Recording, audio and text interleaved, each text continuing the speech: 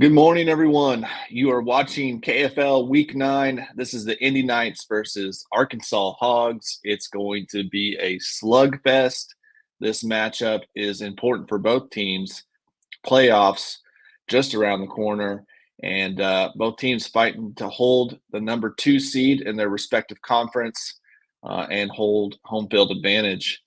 Arkansas Hogs out of the Southern Conference, and obviously us, the Indianapolis Knights, out of the Northern Conference. The guys just made their first cast. We are switching things up this week.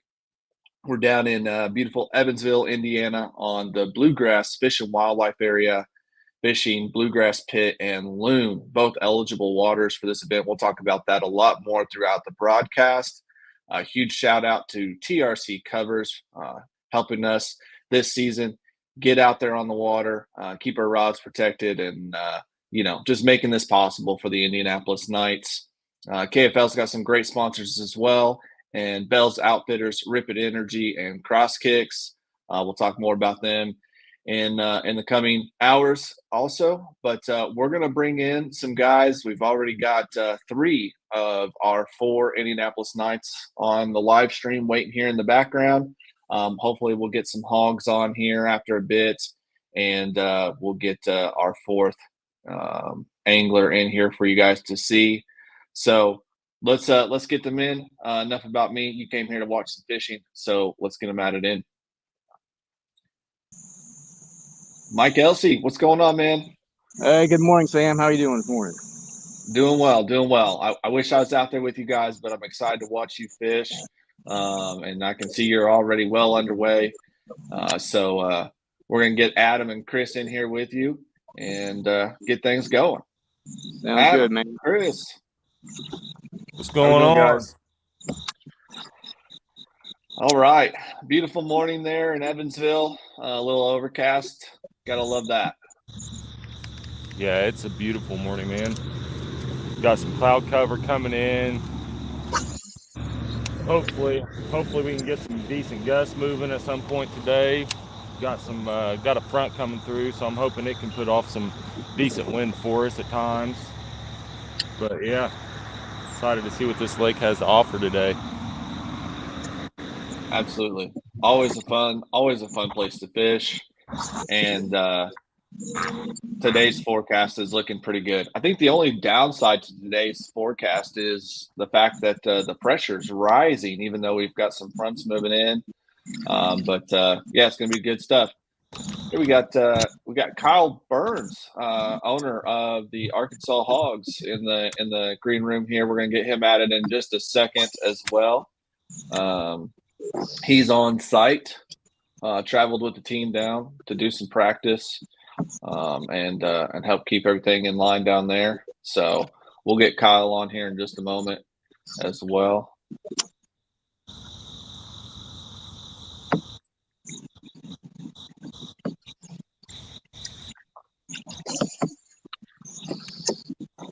Speaking of that forecast, right now it's 72 degrees. Again, we said there's some overcast. Wind speeds are pretty calm. As you can see, the water's pretty flat at the moment. Barometric pressure is rising. We're expecting some showers, possible thunderstorms, even as early as this morning. But around the midday time frame, we do expect some weather to start kicking up. But it is going to be scattered, so it's one of those things where we could see it or we could get a direct hit. We'll see what happens. I think we got Kyle ready in the green room now. Let's bring him in. Kyle, how we doing? What's going on, fellas? Pretty good. Just make sure everybody got launched, everybody's on the water and going. Awesome. Can we expect to see some of your guys on live here shortly then? Yeah. They're still getting to their spots, I think. Fair enough. Well, how was the trip down, Kyle? Or up, I guess, for you. Yeah, up. It was a pretty good trip. Oh, hold on. We got Chris hooked up. Nope, came off. Dang. Came off. Fish clean, fellas. Come on. But, it's a pretty good trip up here, man. It's a beautiful area. Beautiful lake. Yeah, we really enjoy it. It's kind of a gym. It can be fickle like any fishery can be, but more days than not, it fishes really, really well. So we're excited to have you guys down there, and it's nice that you didn't have to make an extra 4-hour trip north to Manitow, our normal home waters. That's right. Hey, I appreciate that. Yeah, I just got a report. A friend of mine, a young kid, he's coming up in the high school series. They were just out there on Manitow, and it's really, really tough right now. It only took 11 pounds to win up there last weekend. So, Man. and we started seeing it fishing tough in our last match. Yeah, things had kind of turned, and it was very tough last time. So hopefully we get a good show down here this weekend. We're excited to see the guys are able to get on live and get things going there. Oh, yeah. Hey, check it out. We got Chip Romanovich. Yeah. Good morning, What's everyone. going on, Chip? Not a whole lot. How's everyone? We're doing well. We're doing well.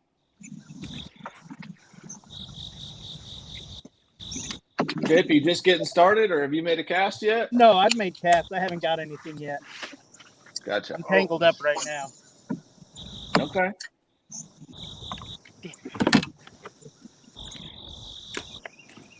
Yes, I didn't know if I was going to be fishing or not. So Chris Hartman and Chris Wright was kind of iffy. So, but then both of them ended up being able to show up. So we were good to go. Cool. Yeah, Kyle, take a second to talk about your lineup. All right, Gordon Parham. He's fished one. I think he's fished one event so far. It's been a rough bite in the South this summer for us. Even Darbone, White Oak, it's just been so hot.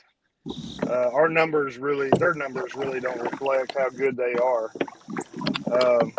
Gordon's a local stick. Yeah. And he did a lot of big boats, traveling with big boats. He hasn't traveled a whole lot in the kayak scene, but he's hoping to change that here pretty soon. Very and cool. Chris Wright, same thing. Experience with big boats. Gotten kayak fishing, I think 2 or 3 years ago. Pretty good friends with Garrett. Garrett got him going, teaching him what to do and everything. So he got a good instructor. But he's really good at power fishing. So let's see, Ryan. Of course, you know Katie and Ryan Baca. They travel a lot. They travel a ton. Ryan traveled 12 hours up here yesterday. Wow. Didn't get any pre-fish in. This morning was the first time he's seen the lake. But he's excited to come up here. We're posting all of our pre-fish to him, so he has all the intel he needs. There you go. And Chris Hartman, the sleeper / trash can by the fantasy people. Oh, is that right? One of them picked him as a sleeper. The other one picked him as a trash can. But Interesting. yeah, I think he is going to be putting on some fish today.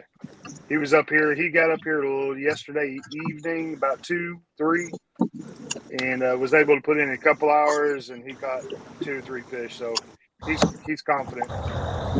Okay. Very cool. Very cool. Well, we've got Mike Elsey this week. I think everybody knows that name. National champion, 2-time state champion. We just started up the state championship here in Indiana 2 years ago. Mike's won it both years. We've got Chip Romanovich, who's a 2022 KFL All-Star, voted in. Highest votes on our team. Adam Murray also was a KFL All-Star last year, I'm sorry, and KFL MVP of the week 5, I think, last year. Also a local hammer, fishes a lot of the local stuff here, and we got kind of our our debut for Chris Hillebrand. His first matchup this week, fishing down Yes. here in Evansville, and Yeah, I seen he won last week, didn't he? yeah, local event on Loon last week, and Chris was able to get the win there, which was exciting for him, obviously. But he's definitely a local hammer, and we're excited for him to get the start. So Awesome. I'm gonna Yeah, we mute look Chip there. forward He's making some forward noise. to handing y'all your first home loss. Okay. Well, we look forward to continuing our streak against you. But we're excited for the challenge for sure. So.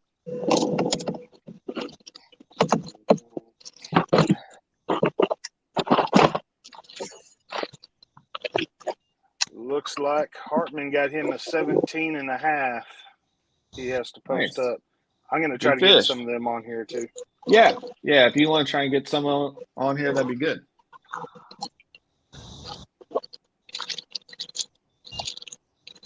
Mike hooked up? Not sure. He's off. No, I'm just moving.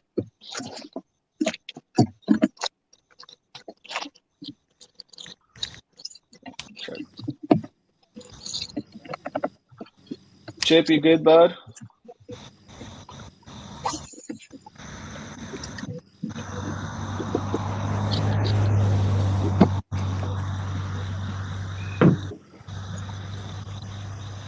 That's one of the weaknesses I think we've had this year is going live. In this off season, we're gonna try to fix that. A lot of the lakes we couldn't go live, so it's been kind of spotty. Gotcha. Well, for those of you watching that might be interested in how things are going across the league right now, we are starting a little bit later than normal. We're down in Evansville, which is Central Time. Confusing. Most of Indiana is Eastern. And it also doesn't get light until around 7. So, but some of the teams are already on the water and getting things done. Granite State versus Maniacs. This game, not super important for Granite State, as they've already locked up everything they need to lock up. But they're up right now 49.5 to nothing from Maniac so far posted. Massachusetts Maulers versus Pennsylvania. This is an extremely important playoff matchup right here. Both teams trying to make it in and do everything they can. Bronzeback's already 110 inches. Nick Audi's put up 80 of that. The Maulers had 69 3/4. Bay State versus Rhode Island. Rebels, the Rebels up 49.5 to Bay State 47. That's a tight matchup early, which is cool to see. Renegades versus New York Empire, another important matchup this week.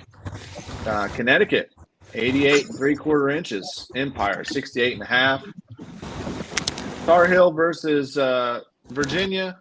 You got Virginia Reapers up 50 1/4 to Tar Heels 48 1/4.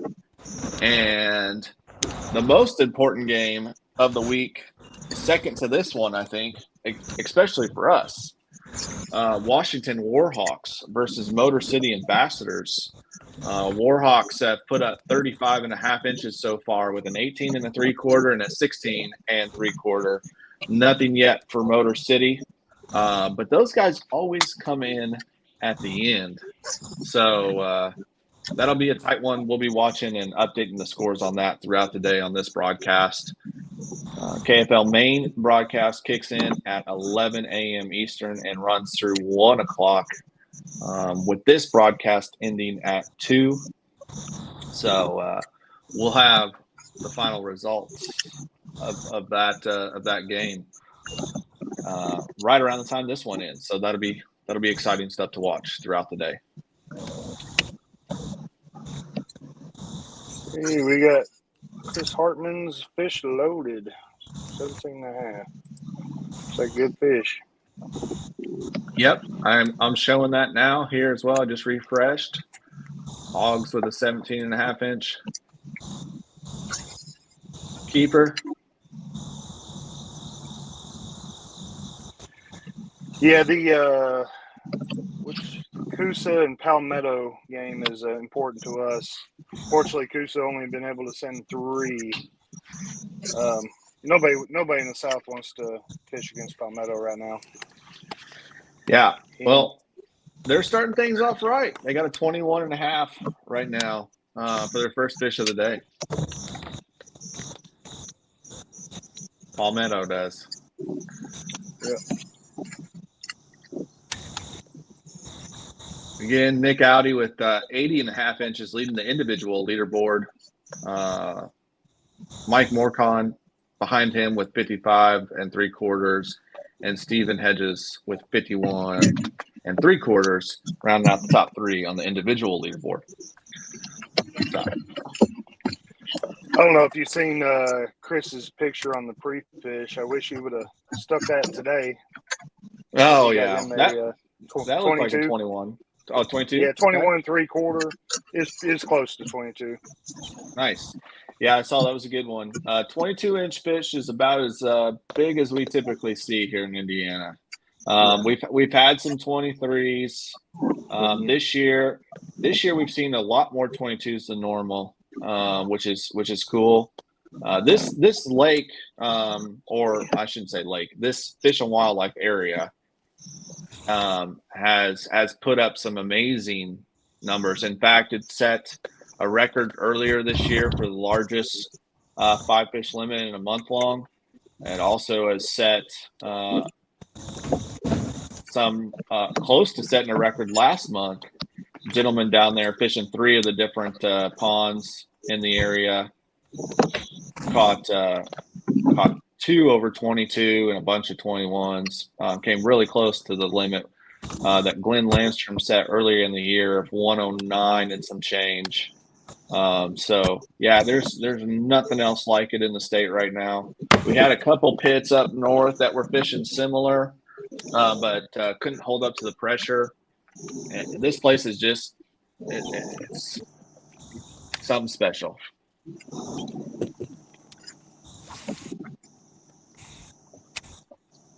Hopefully we get to see it show out today. We talked about it earlier in the broadcast with the weather coming in. It should fish really well. The one thing though is that pressure is rising, which we know is never great for fishing. In fact, it's probably the worst thing you can have.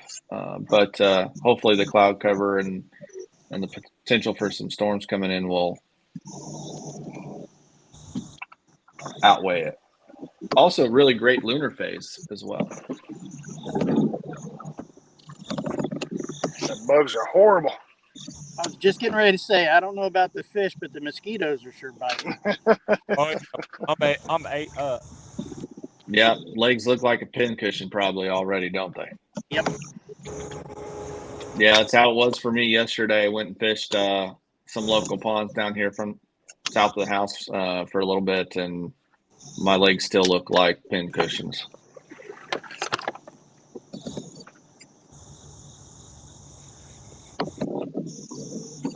Yeah, darn it.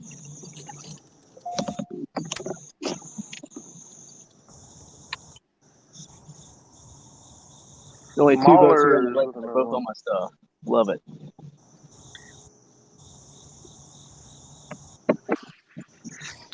I think we had 2 guys talking there, but I think, Mike, you said you got 2 boats already on your stuff. Yeah, there's only 2 boats on the lake, and they're both on my stuff. Oh, man.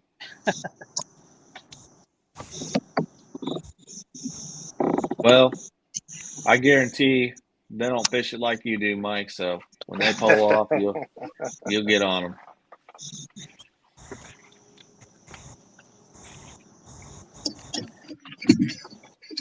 Well, Kyle, what do you say? Let's drop out of here, you and I, and let's let these guys fish, and we'll jump back in here in a minute. But before we go, we got Chris Wright in the green room. Let's get Chris on here.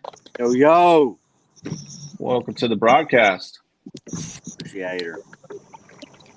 I found some dinner for you. Hey, a sandwich.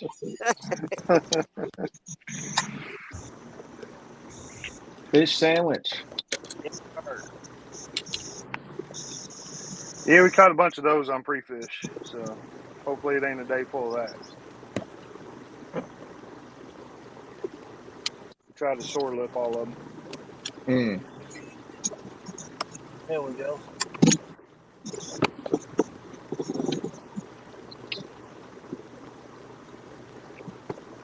All right, Kyle, I'm going to drop you and I out of here, and we're going to watch these guys fish for a minute. We'll be back and chat here in a bit. Sounds good, man.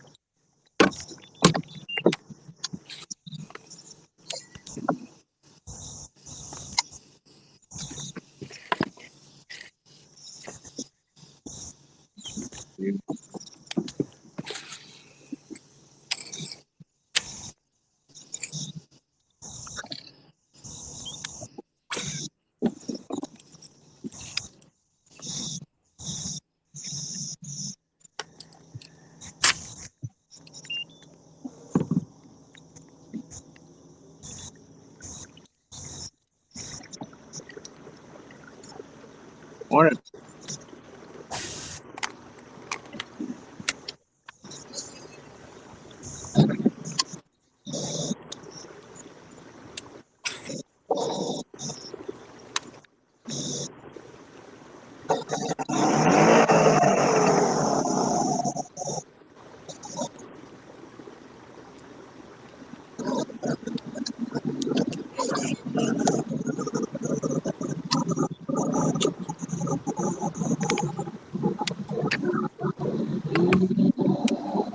Slow that shit down, boy.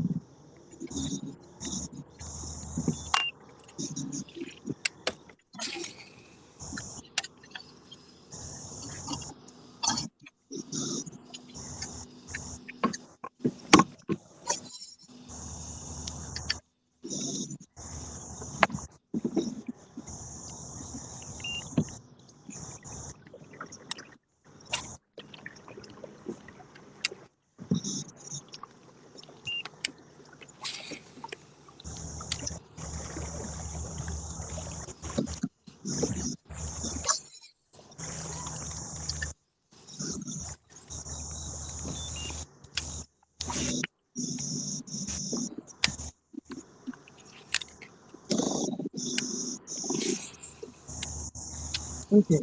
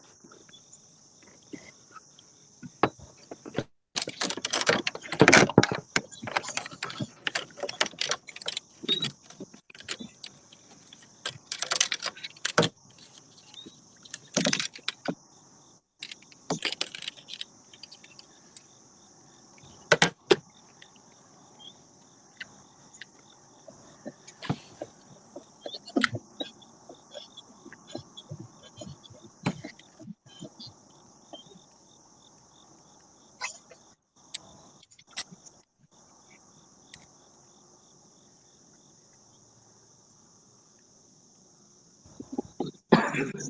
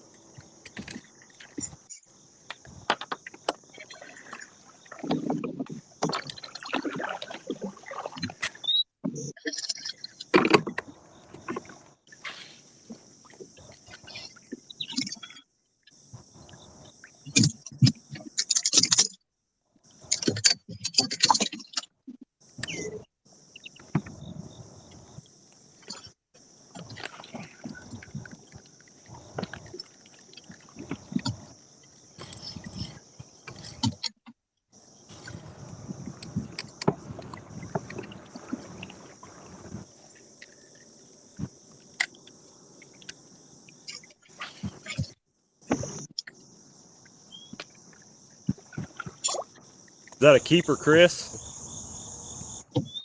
Oh, yeah. Nice one, man.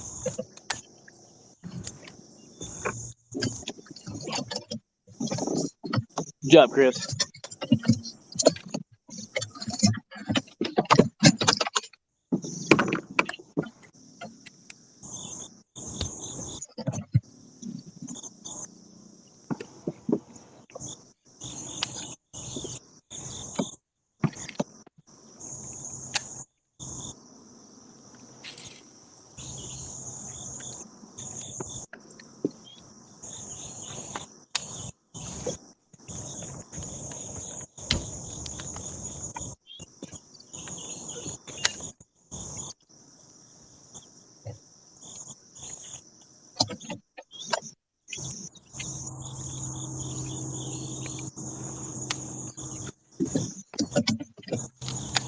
Ah, doggone it.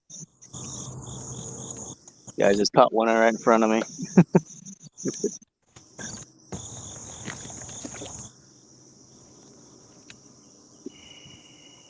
Killing me.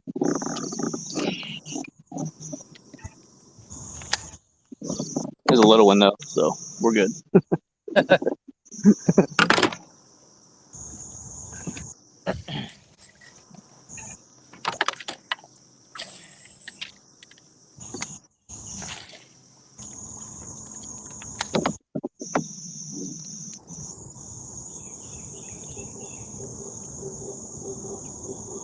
Good job, Chris.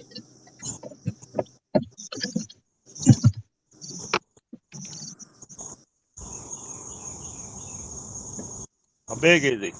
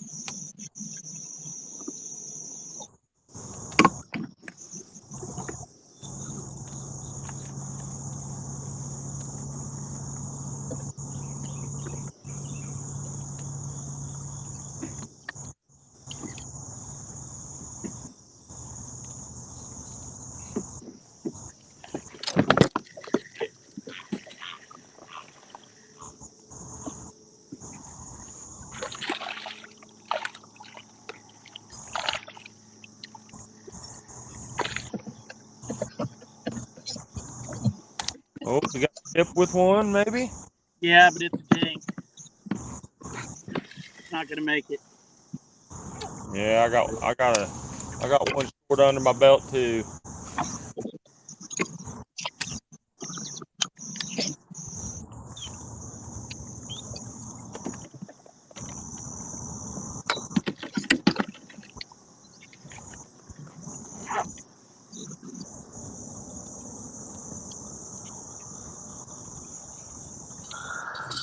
All right, y'all. We got almost a full house here.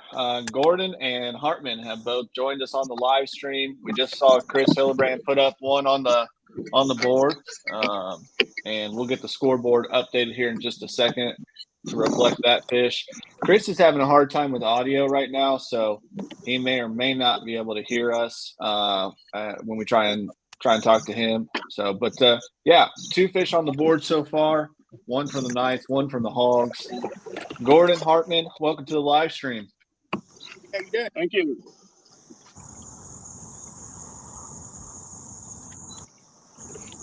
Can you all hear me? Yeah. We Okay, got you. All right. I'm sure I haven't had a whole lot of reason to get on live for my tournaments. Well, we're happy you're here and on with us now. Feel free to say hi to the family.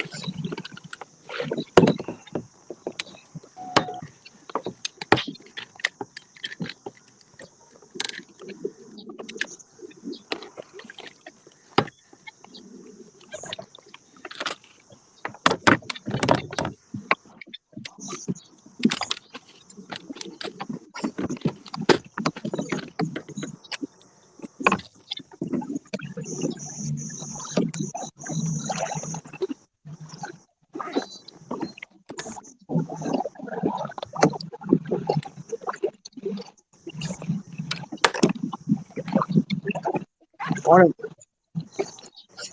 Y'all leaving me back here?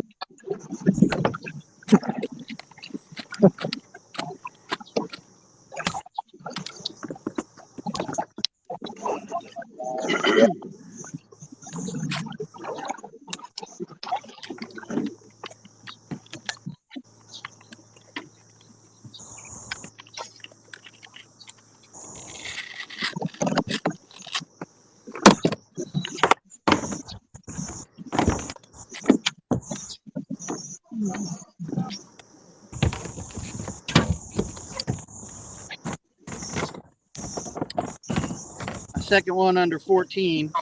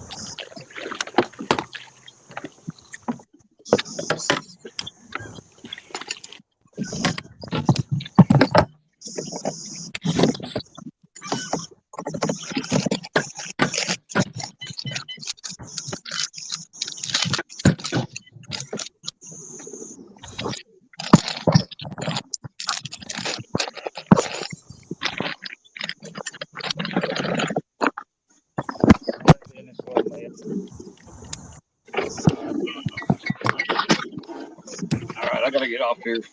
Paddles.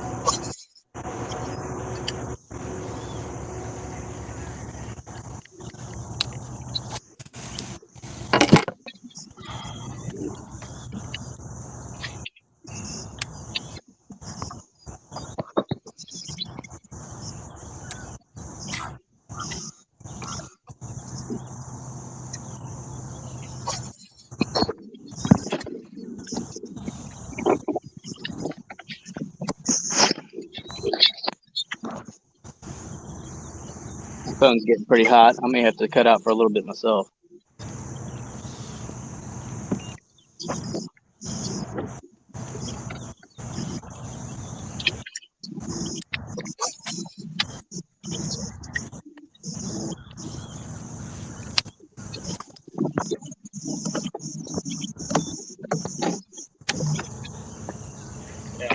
Hopefully I got reasons to come back. Good look right here.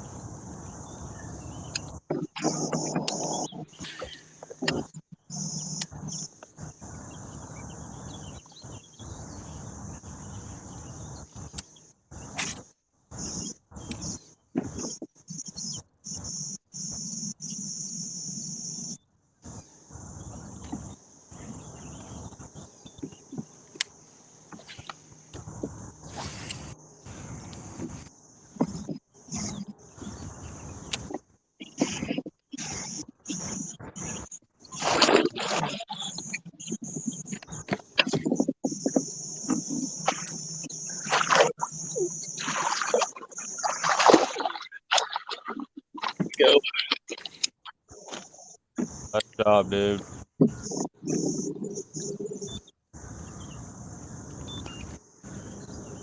Thing was only on there for half an hour. You lay your pole down or something? No, I just didn't feel him.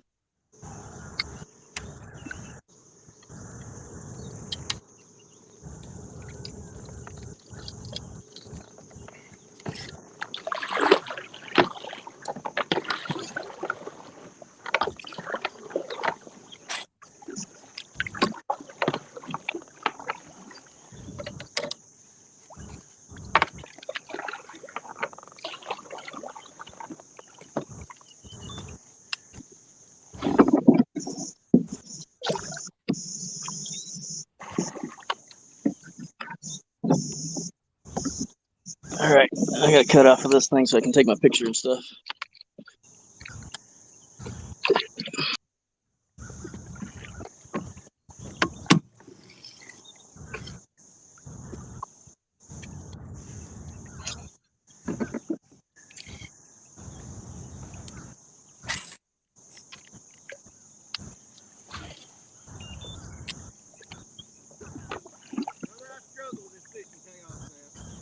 Yeah, it's not my favorite.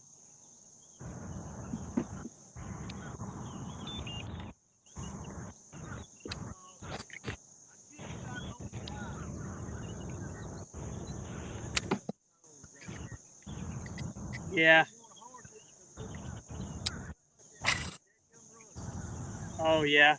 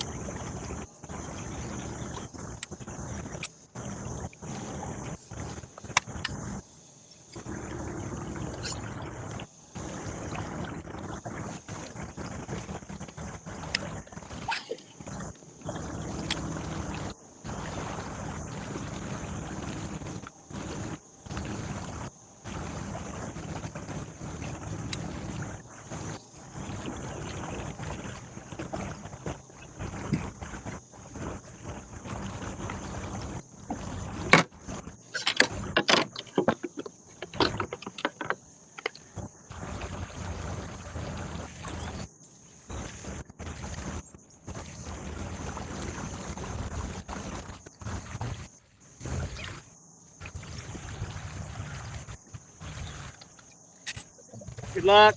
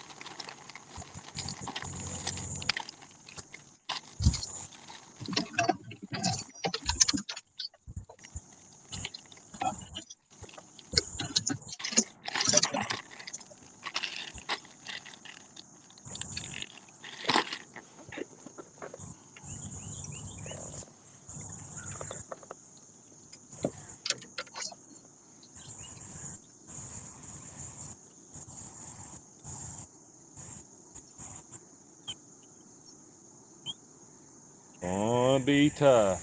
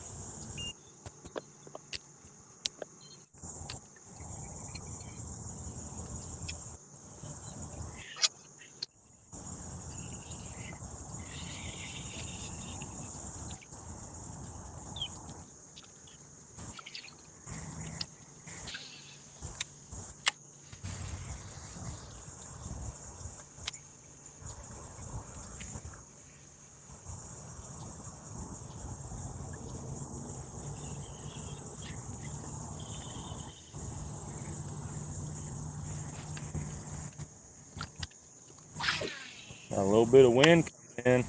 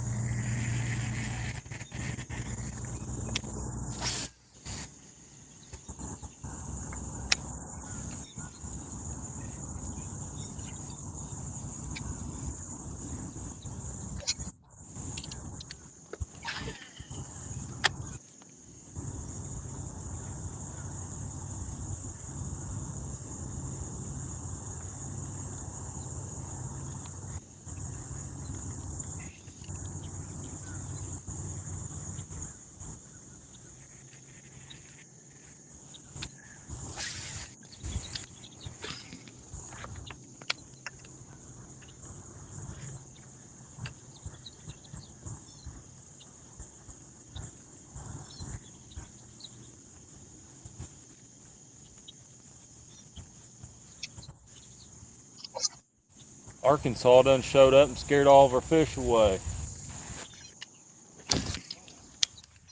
As soon as I say that.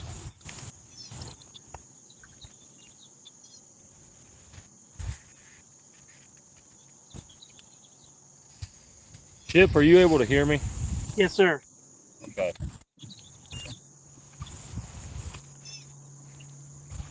I sent you a message. Did you get it? I haven't looked. I'll have to check. I'll look.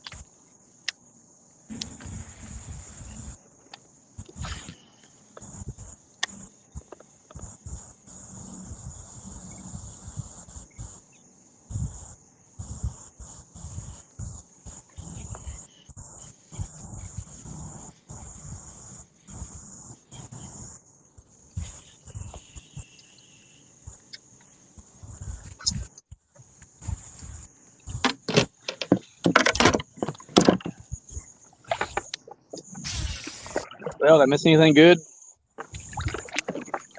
Same old, man. We got any more yet? Nope. Hmm. Huh.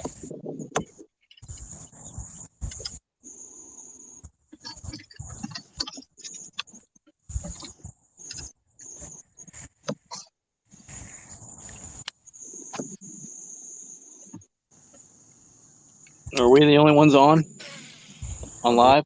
Oh.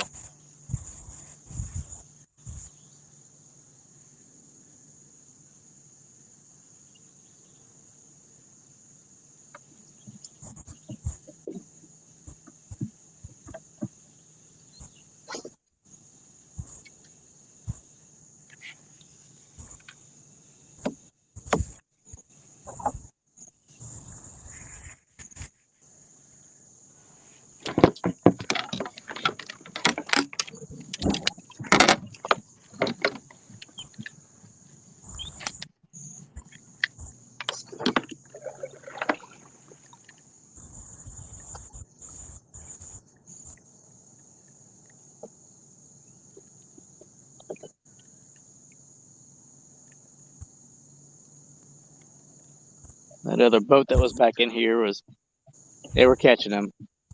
Was I? Yeah, they didn't catch very many big ones, but then I did see the lady in the back. She took one that was picture worthy. And I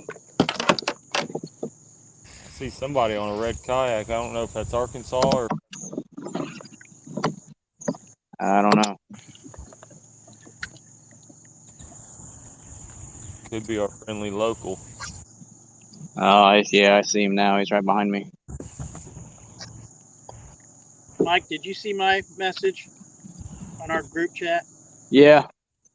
Just go in there and catch a bigger one than him, man. No, Don't let it. Yeah, I just wanted to make sure you saw it. It's been pretty productive, but nothing on the board. I can't get nothing heated. I keep getting hit, but nothing meant to. All right, guys, we are about an hour and a half in. Give you guys some updates here. You've been watching the boys fish. Hogs out there as well. They're having some problems with overheating, stuff like that. So they'll try and get back on the live here with us in a moment. But yeah, things are tough down there in Evansville right now, as you've heard the guys kind of mention on and off throughout the morning. But getting some love in the comments, guys. Brian Sparks, fellow Indy Knight, says let's go earlier on this morning. Mama Elsie saying good luck, Knights. Troy Stinson in the comments as well says get it.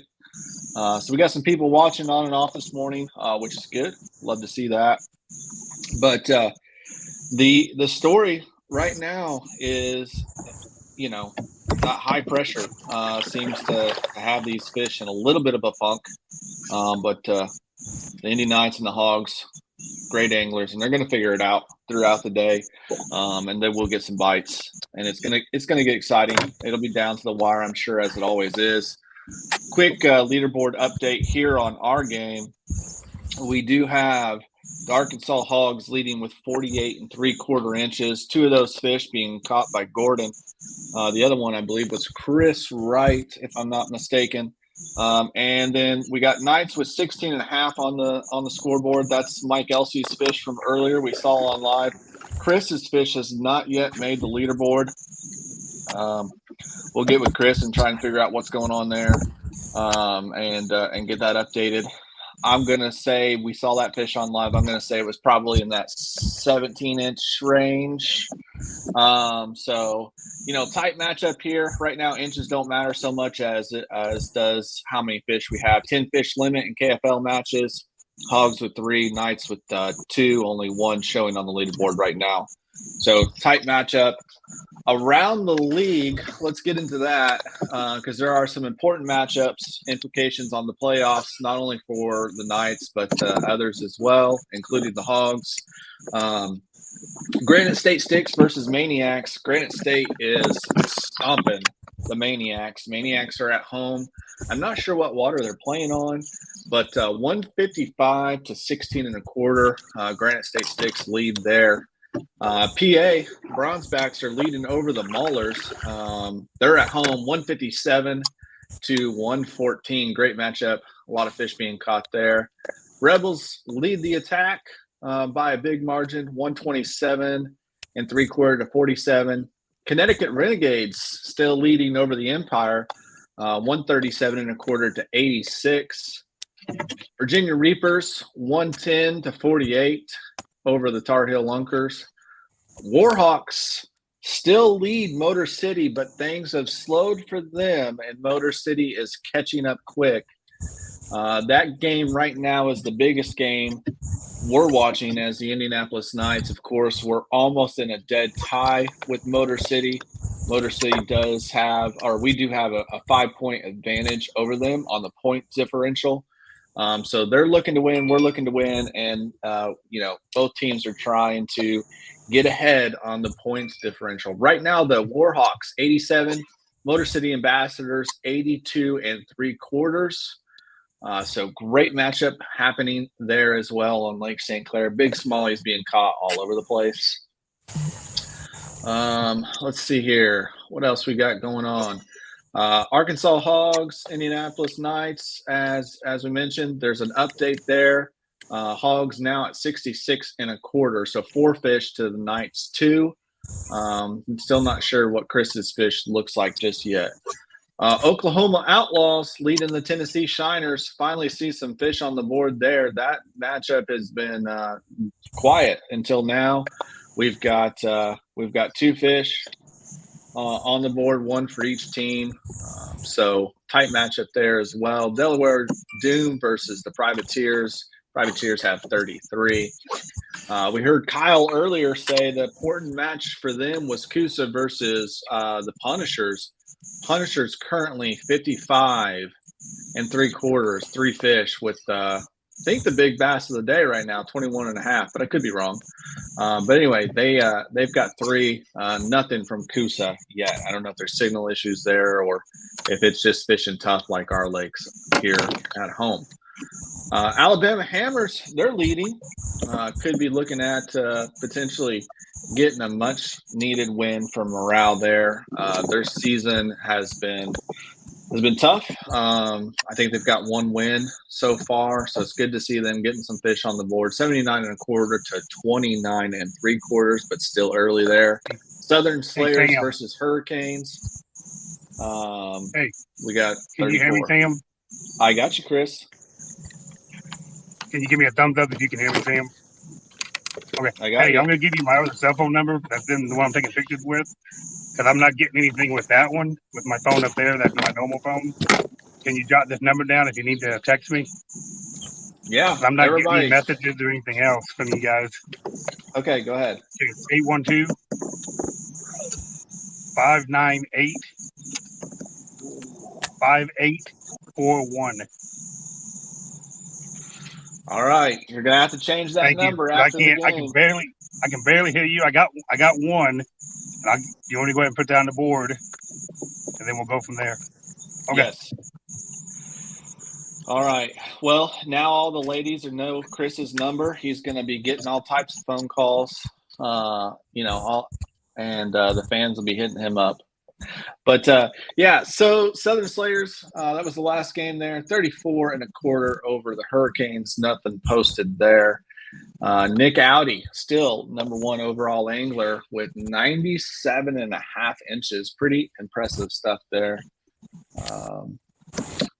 Mike McCorn, 70 3/4. And a guy who just continues to be impressive week in and week out. Jake Anglis was 70 inches, rounding out the top 3 in the overall individual rankings. So that's where we stand right now. We'll do a quick refresh just to see if there's anything changed on this game. Chris is going to get his fish submitted, it sounds like. And we are at 66.25 to 16.5, but we'll find out here in a second. We'll get a leaderboard update when Chris's fish hits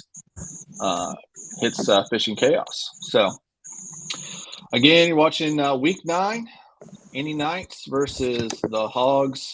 We're on Bluegrass and Loon in Evansville, Indiana, on the Bluegrass Fish and Wildlife area. This game is running from 7 a.m. to 2 p.m. Eastern time. Presented by TRC Covers. Huge shout out to them once again. They make this all possible for us Indy Knights. Help us travel around and fish this awesome format in KFL. So we thank them. Go check them out, trccovers.com. They actually have a Labor Day sale that just started last night. Buy 5 covers, get 1 free. So that's awesome. And go to trccovers.com. Use promo code LD22 and get your rods covered. They're American made. As you can see here, they have a foam insert in the tip to keep your rod tip from getting beat up and damaged when you're taking it in and out of the truck or the car or the van, whatever it is you drive. Rod tubes on the trailer. Really tight braid all the way down, keeps your guides protected. Thing that a lot of people don't think about is it also protects your line, so it keeps from getting nicks and damage in your line when you're transporting your rods. Both ends are dipped in a really heavy rubber compound, so your hooks don't get stuck in them. They don't fray and tear and get stuck on your guides. Just really quality made product, American made, out of Texas, veteran owned. We love supporting veteran owned businesses. And huge shout out once again to TRC Covers. League sponsors this year are Rip It Energy. You got Bell's Outfitters, amazing kayak shop there in the Northeast, and Cross Kicks, one of the newest sponsors to the KFL. some pretty cool water shoes from them as well. So go check out those guys and thank them for supporting the KFL. Let's talk about a couple guys on the Indy Knights who recently were announced that they were voted in the KFL All-Star team. Chip Romanovich, who we got playing today, number 91, and Jason Cassidy, number 3, KFL All-Star team. That game takes place North versus South, September 10th. Anglers will be able to fish any public water they want to, and we'll see who reigns supreme, the North or the South. I mean, we have, but in that one. It was fan voted in. KFL put out the survey. People were able to vote on their favorite players. There were over 30,000 votes casted, which is really cool to see. And that doesn't mean 30,000 unique individuals voted. That just means 30,000 votes were collected. People could vote more than once, and they could vote for more than one player per team. There's 28 teams. So it was really great to see that. We want to say thanks and a huge shout out to all the people that voted for Chip and Jason. Thank you so much. Most teams only get one player per team, and that player represents their team for the conference. Well, in the North, we have less teams than the South, so the North had to add a couple anglers, and Jason Cassidy and one other individual had the most votes. So we actually got 2 players from the Indianapolis Knights, which was great to see. Last year, our all-star team members were Brian Sparks and Adam Murray, who is on the water with us here today. So really cool to have 2 anglers back-to-back years, both years of the KFL. So awesome stuff there. I'm not sure who was selected for the Hawgs. I'll see if I can look that up or get that information from Kyle.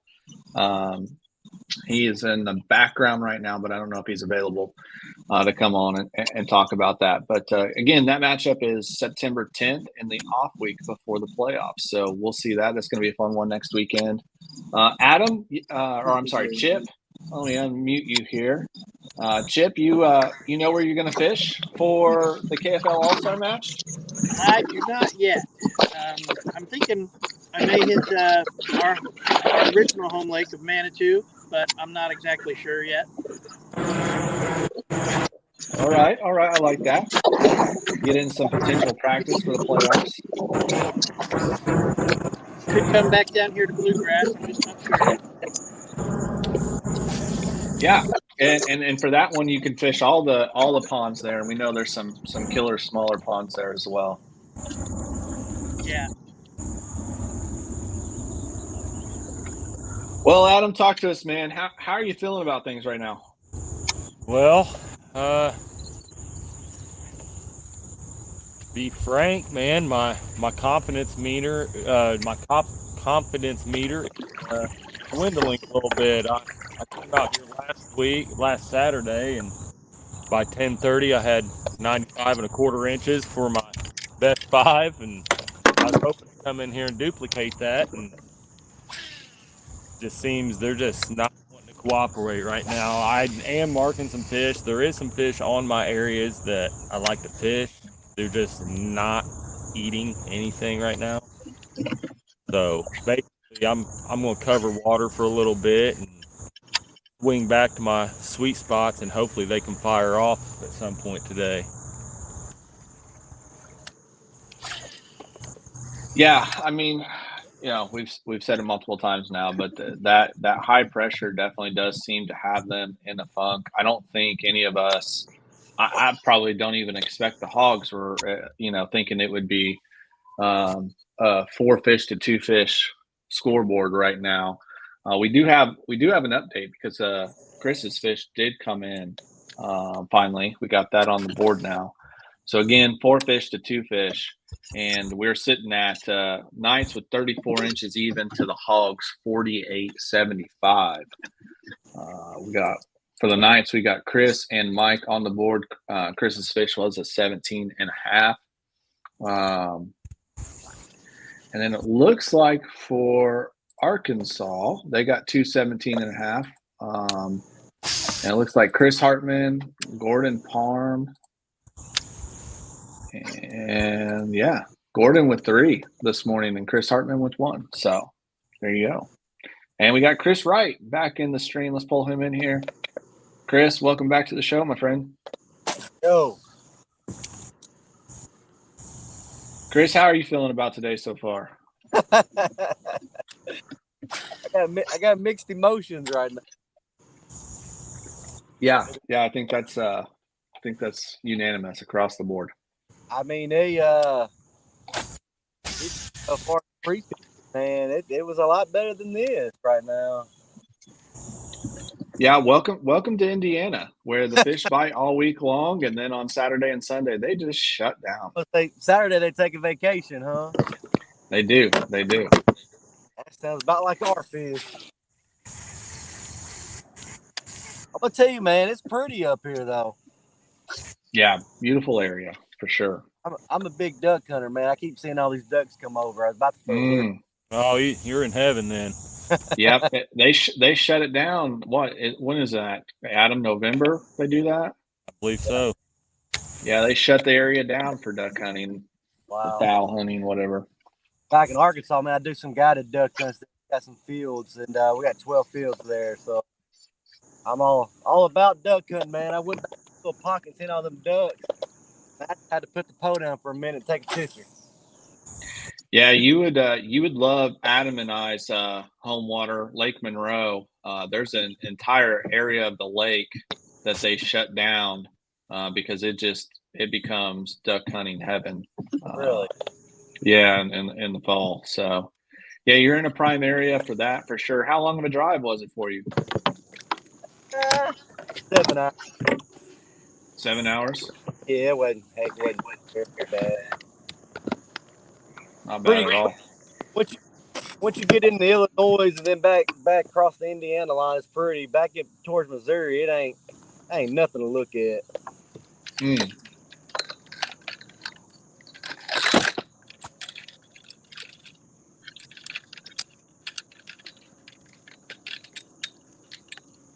But man, y'all got some pretty farmland for.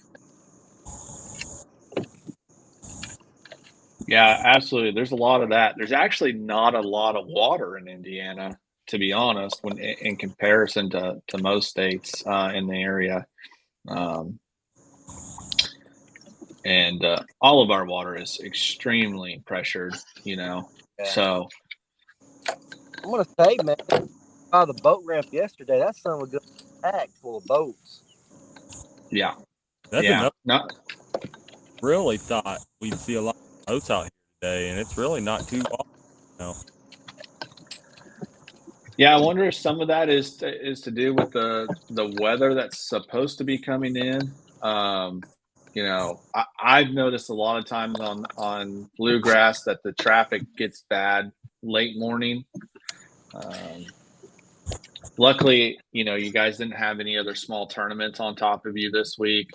But let's talk about the weather real quick because y'all do have some weather coming in very soon. In fact, the radar is starting to light up all around you, and maybe that's what these fish are waiting on. We'll see. But this past couple of days we've been here, I've been seeing a lot of activity. And this morning, man, I haven't seen the activity like I've been seeing. So I think you're right. I think maybe before that storm comes in, it's probably gonna get good for everybody. Yeah. Well, and we keep talking about it. We keep going back to it. That high pressure, even though we have a frontal system coming through, the pressure is supposed to rise throughout the weekend. Humidity is really high in the 80%. So even though you have overcast and rain coming in and you have a great moon phase, that pressure is really hurting things. But you do have a storm system coming your way. They're popping up all around you. You guys could see a sprinkle at any minute. But as of right now, out in the western part of Illinois, it's building up pretty good. and it's heading your way. But you guys seem to be in this weird little dry pocket. There's stuff to the west of you. There's stuff to the east of you. There's stuff to the north of you. But you guys are in a weird little dry pocket right now. Again, though, you could see some pop-up stuff start happening. So that's interesting to look at the moment and to consider. You know, when we're looking at a fishery like Evansville that just tends to fish so well, be really tough right now. But yeah, humidity is 87%. Barometric pressure is at 1018.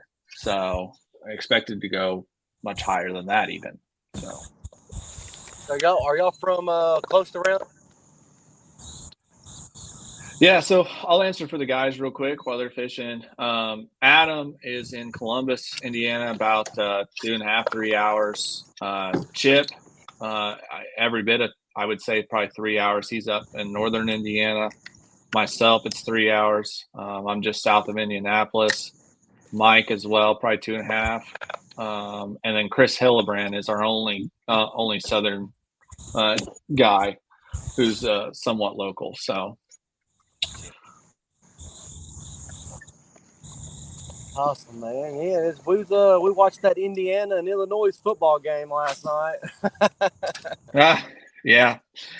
Did you see the students who couldn't spell Indiana correctly? I did not.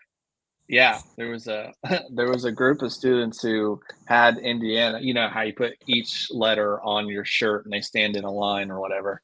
There was a group of IU students who, we're assuming they were students who were standing in line and had a few too many I's in the word Indiana. So that was the blooper of the night. We got Mike Elsey back, trying to get back anyway, getting the phone set up. I'm gonna say they pre-gamed it before that football game. They probably couldn't tell. Yeah, really doing college education there.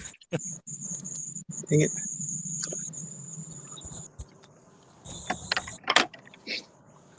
I'll add Mike back in here in a second once he gets all set up. Making me dizzy. There he is. Well, Mike, talk to us.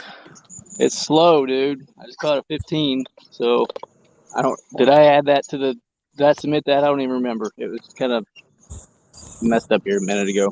Yeah, I just updated leaderboard and I do see that on there. So we will update the scoreboard here. It's slow, very, very slow out here. I don't like it. Gotta step it up.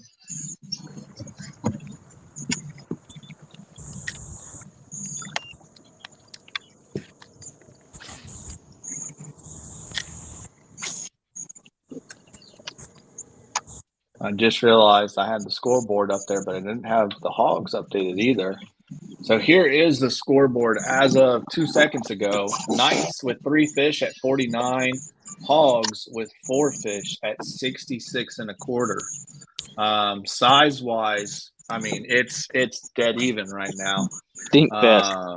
Yeah, dink fest. Major dink fest happening at the moment. Big fish is 17.5 for both teams. And then it goes to 16 1/4, 16.5, and 15s. But the hogs do have 2 17s.5 right now. So not what we expected to see this morning. This place is known for, the 18 to 22 inchers that we all want to see get caught. But as we keep talking about, it's a little bit tough. She's being fickle, which is, common practice for Indiana tournament fishing. I mean, I've caught 3 fish this morning, but they're not 14 inches. Yeah. So KFL, good point. KFL, we do a 14-inch minimum, not 12, which is, common. Here in Indiana, we even have a series that has no size limit. And there's some other ones I've seen across the country that, 10 or 11. But but yeah, 14 inches here at the KFL. So there's been some fish caught. As Chris said, they just haven't met the mark.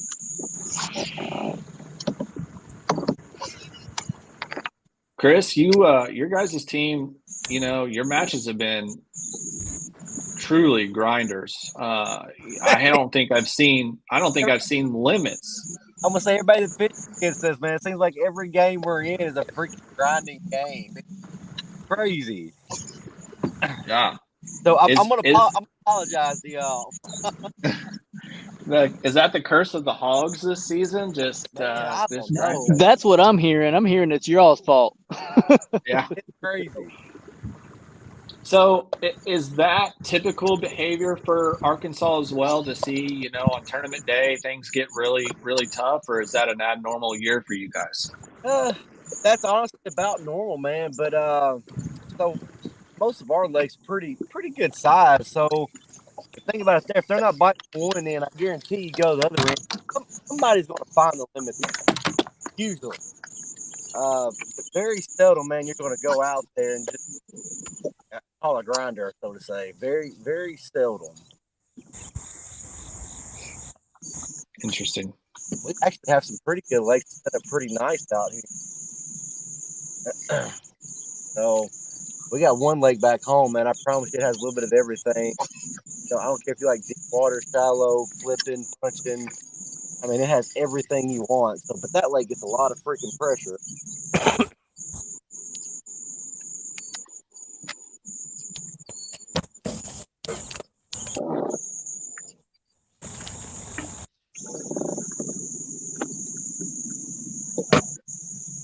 Got this one lonesome gar, man, that just will not leave my stuff alone. Adam looks like he's got himself another dink. I didn't see it until the last second there. Yeah, I'm trying not to get hooked. Thank Get the pliers out.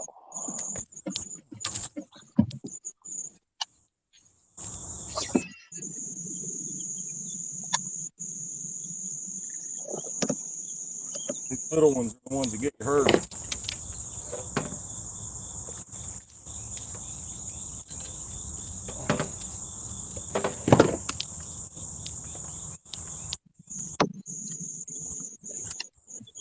Never fails, does it? We go somewhere thinking it's going to be a hog fest, and it's going to be, fish after fish. I'll measure it anyways. I'll see what he is. I'm gonna go 12 and a half. 12 and a quarter.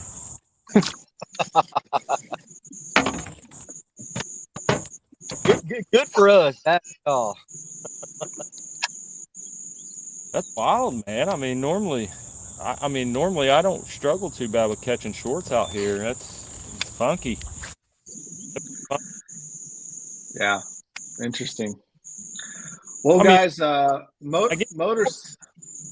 Go ahead, Adam. Sorry, I was just saying I get my shorts. It's just you kind of get the size mixed in most of the time, Yeah, definitely. Well, Motor City is starting to pull away. Whether they're on fish or just getting fish submitted, Motor City is at 103 and a quarter to Washington Warhawks 87 inches. We haven't seen much from the Warhawks since about just before 8 o'clock. But Motor City's starting to put them on. They just caught a 20 and a half. Stephen Galloway caught that one. Beautiful smallmouth. Smallmouth that was 20. Palmetto Punishers, that's the important game for the Hogs right now.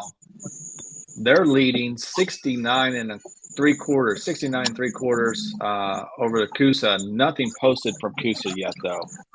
So I don't know. Do you know where they're fishing, Chris?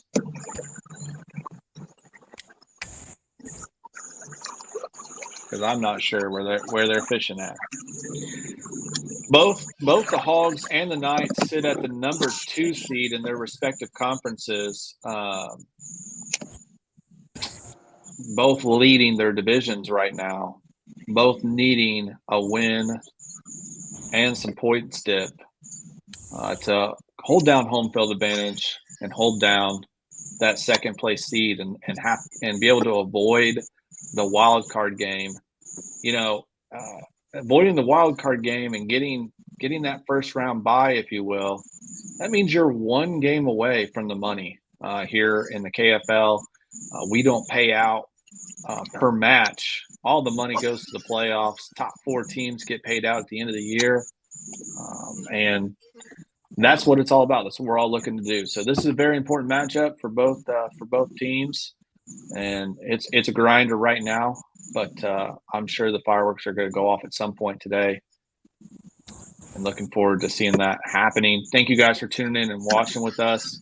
I'm going to jump out of here for a minute. We're going to watch these guys fish, and we'll get back in here and do another update soon. So keep watching and share this with your friends and family.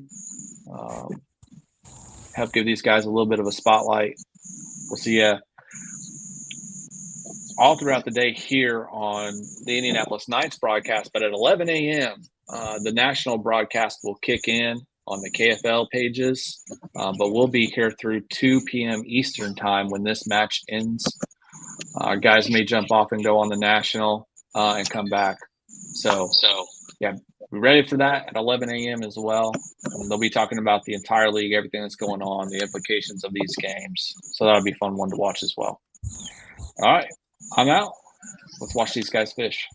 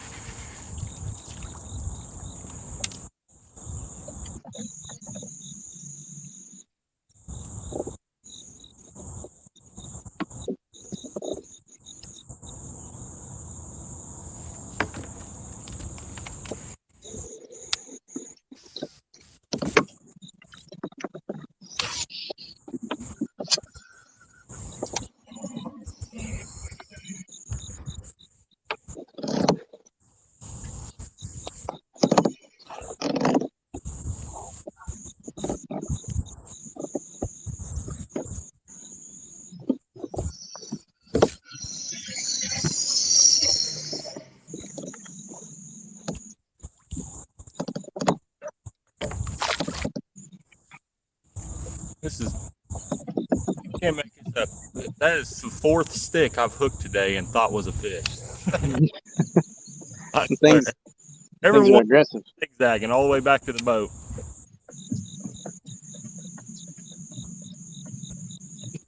Free though.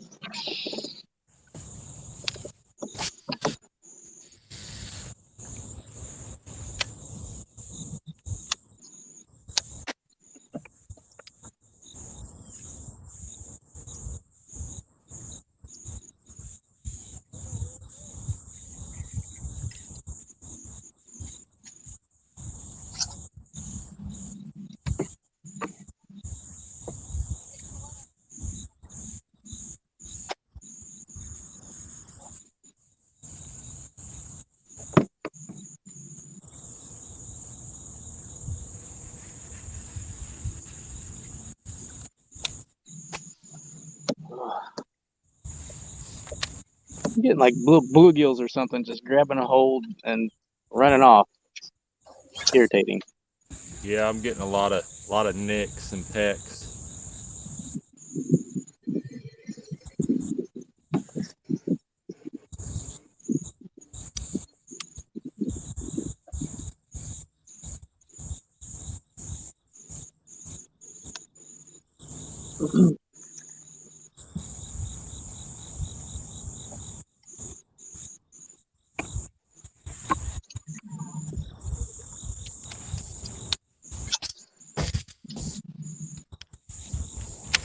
Wondering who you was for a minute there, Chip.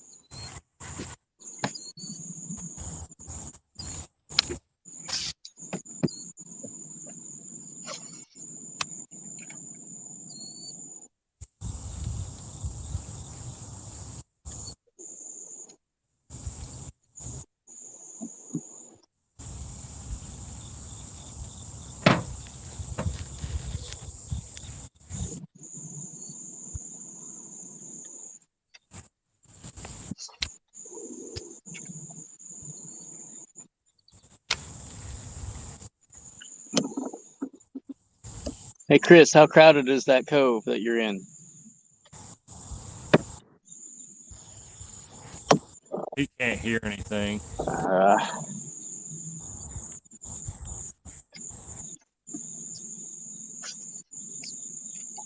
Whenever I went by there, I seen 2 boats sitting in it. Okay.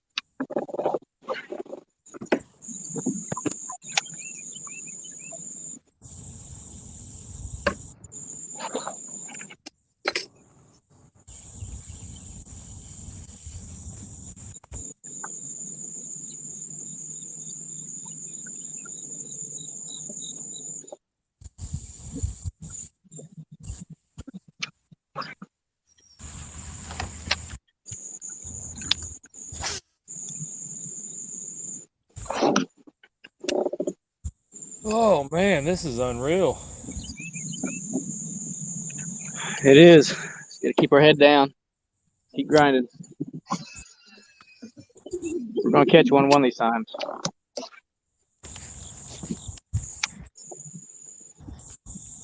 I feel it. It's coming.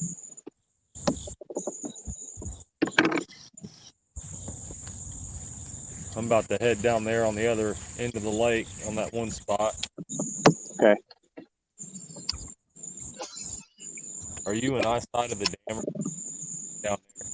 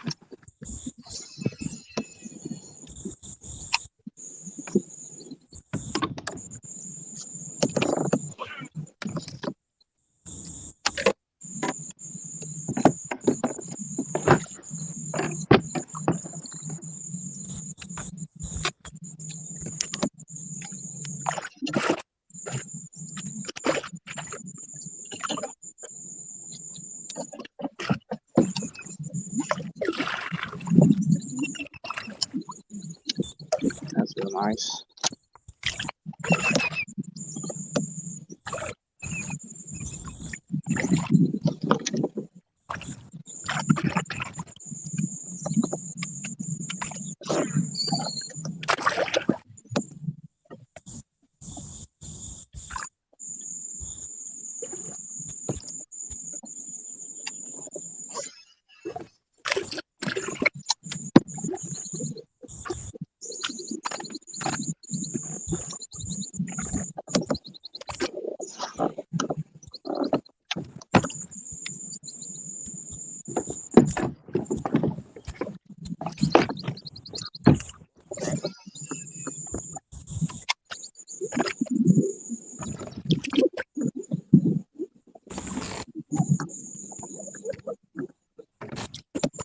Be a puzzle.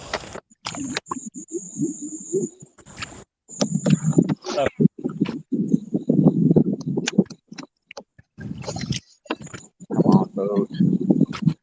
Get out of here.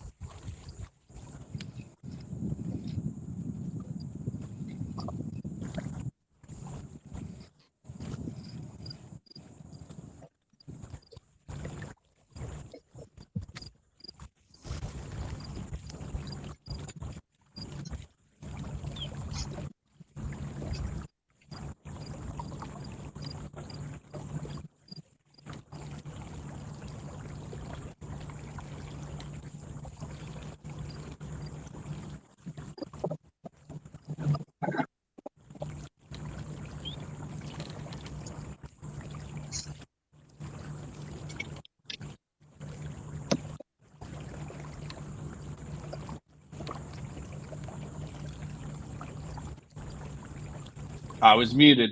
I'm sorry, guys. My bad. Quick scoreboard update. Knights 68 to the Hawgs 66 1/4. Big Fish Chip Romanovich comes in with a 19-incher to Good get job, Chip. the Knights on top. Yep. Good job, buddy. Good. Dang, he kept Good that to- quiet, didn't he? He on He here? did. He kept. He's not on. He's not on. So, I thought he was. yeah, Chip early on had one come off and then broke one off. So good to see him finally getting them in the boat. Big Fish Chip with a 19-incher, quality fish out there. So that's good to see. We got some comments rolling in now. Some guys watching. Merlin Hammer says, "Let's go Knights." And Chris isn't on anymore, but Merlin is a fan of your shorts, Chris. When you're watching this later, maybe you'll hear that. G-Man, Garrett Morgan couldn't travel with the team this week, but he is watching. He says, "What's up, fellas?" Garrett Morgan having another tremendous year out there. Such a stick. Good to see you watching, Garrett. Wish you could have made it, but good to have you on here. All right. And thank you guys for the audio check. I totally missed the muted mic there, so thank you. Mama Knight, Nicole says, "Whoop, whoop, Chippers, let's go Knights." And Gary Morgan talking about some good fish caught yesterday in practice. Hogs found a couple nice ones, some quality fish for sure. We had a good practice earlier last week as well. It's just tough fishing right now. So, but it'll pick up. Weather updates, rain all around, spotty showers all around, and a nice pocket of rain to the west. But Evansville looks like it's going to stay dry so far. Maybe a sprinkle, but no major rain. There's a nice dry trough all the way up through Evansville. So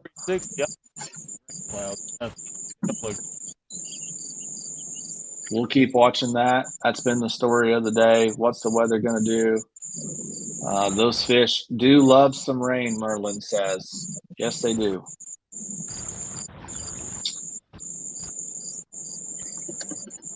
A couple other updates from around the league. Most important game to your Indianapolis Knights is Washington Warhawks at Motor City Ambassadors on Detroit. This matchup was all about Warhawks early, but Motor City came back strong, and the Warhawks got stuck at 87. But Motor City is now at 153 3/4, and the Warhawks have started catching them again. They're at 116.5. That game is far from over. Neither team with a limit just yet. The Motor City's one away, though.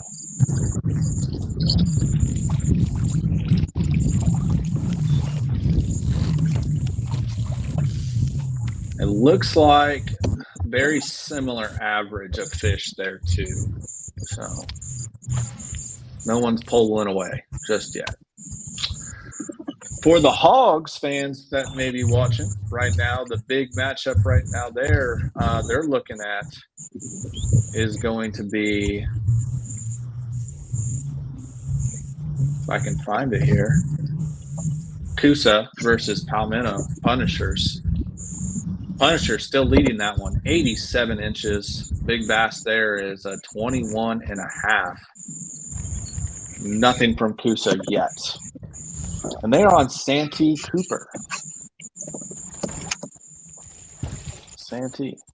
We've had a few hogs in and out of the broadcast, mostly Chris Wright this morning. Not seeing anybody right now able to join. Hopefully we can get some of them on later on. Yeah, you've got 3 of your Indianapolis Knights. Chip having some struggles with live this morning.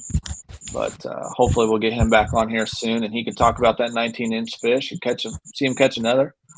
But yeah, keep watching. 11 o'clock broadcast coming up on the KFL page, the national broadcast.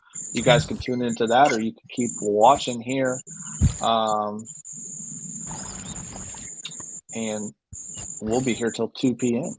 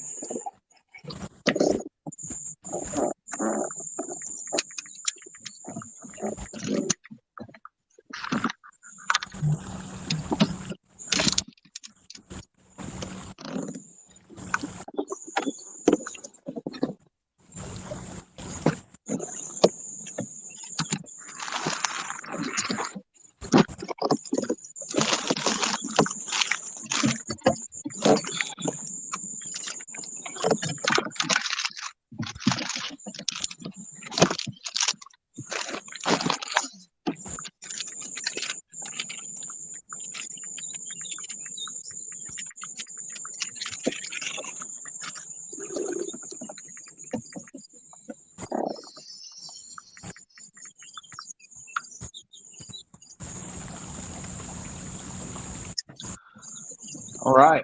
Well, I'm going to jump back out of here, and we'll watch these guys hopefully start catching some fish.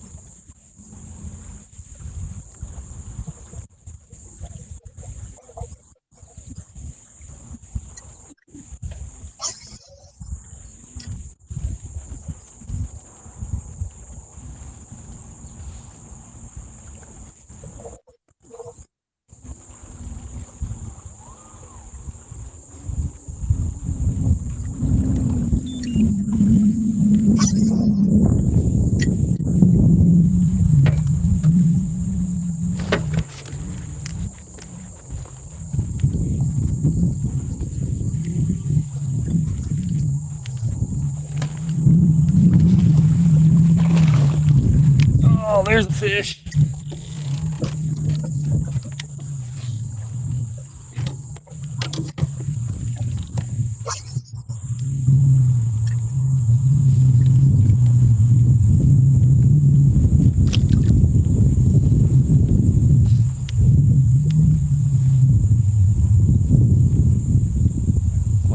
spot real quick.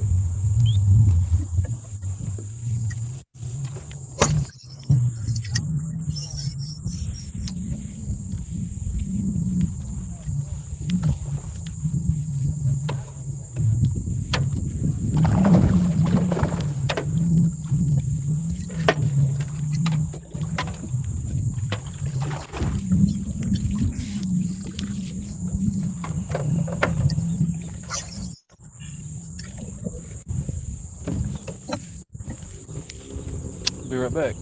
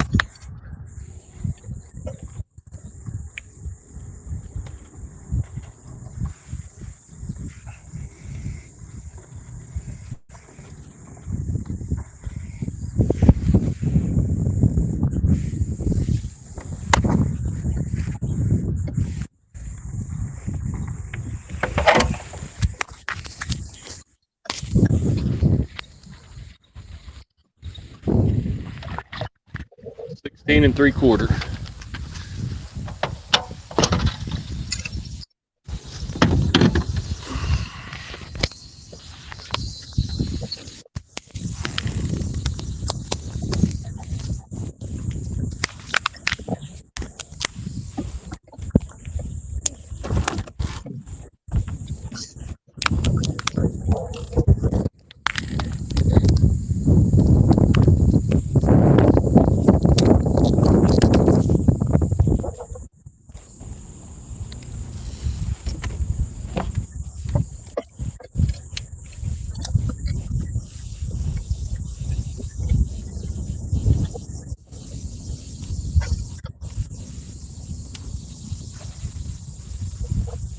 That could be a good sign, that fish being there, right where he's supposed to be.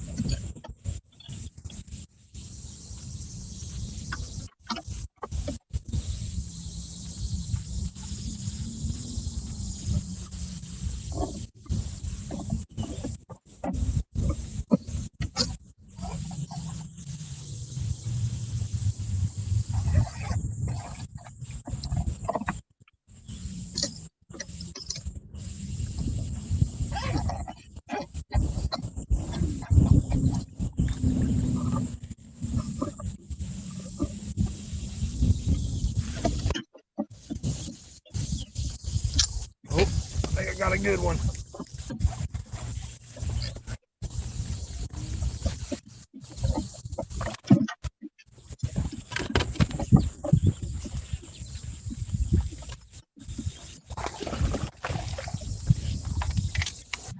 Oh yeah. A couple more of them babies right there.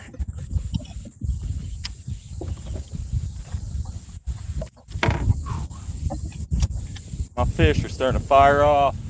Get good.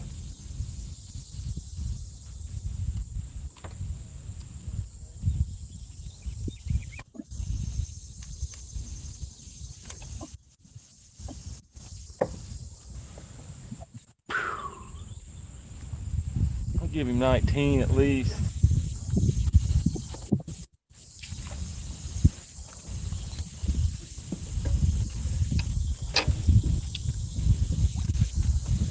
Get back.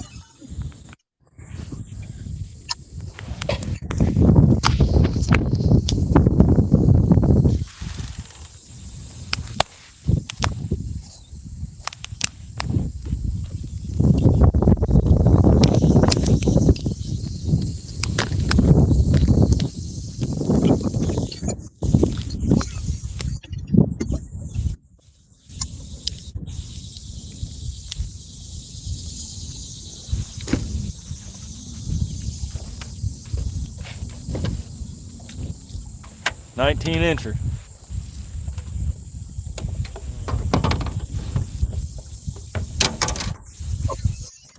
Not quite the 20 I want, but still time.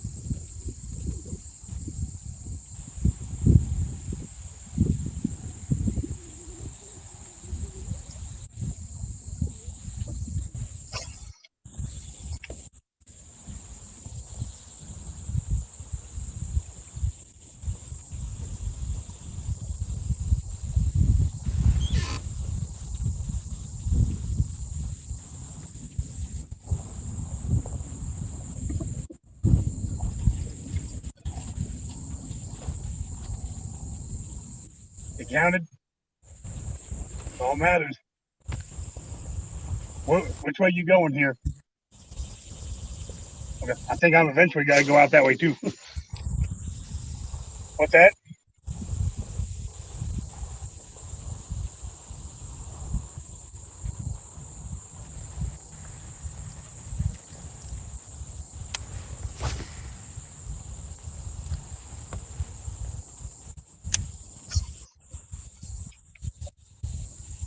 One. I lost 2 on early. I'm doing everything. I'm throwing 5 different things, and it just doesn't seem like nothing's hitting right now. Really?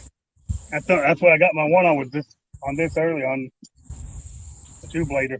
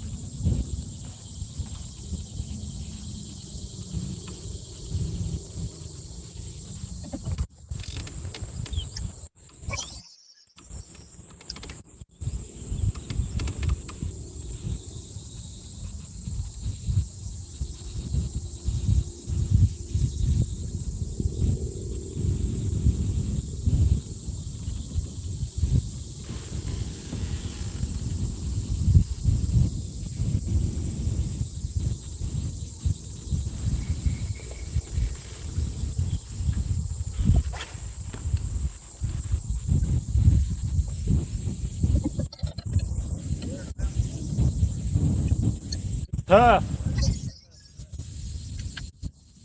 I got 2 keepers and caught a couple shorts. Definitely nothing like last weekend. How you doing? I caught 2. That one early this morning, that was a good one. Yeah, that's about 19 inches. I thought, boy, it's on. Here we go. Yeah. We went downhill from there. Anybody else doing any good? Just about everybody's struggling. I mean, we're catching them, but it's slow. There ain't nobody absolutely hammering them by no means.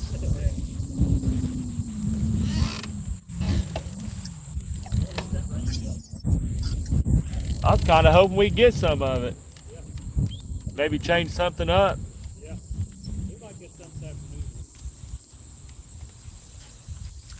We're in a big pocket. It's all around us. Is it? Yeah. I hadn't even looked. Yeah. Damn, wind picked up like it's going to do a little something. I know it. But I don't know. I'll take that. I'll take the wind.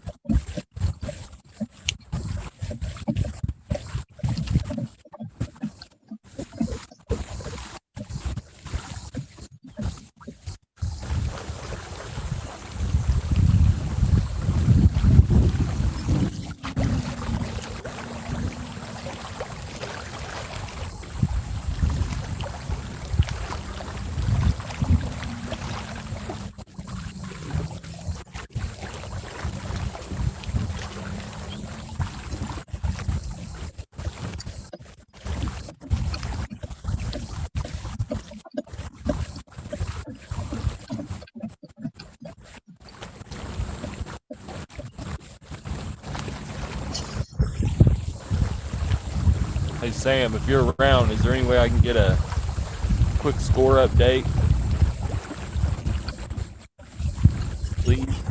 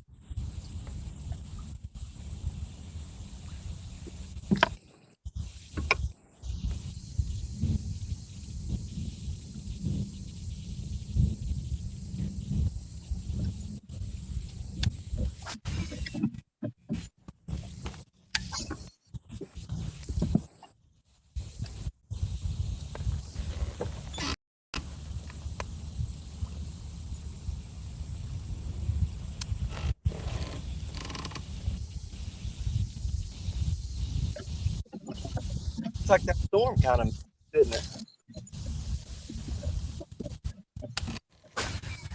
What was that?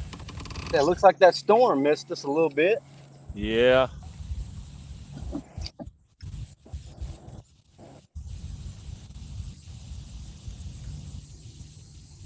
I know it feels pretty good out here right now. Yeah, I'll take the little bit of wind we're getting.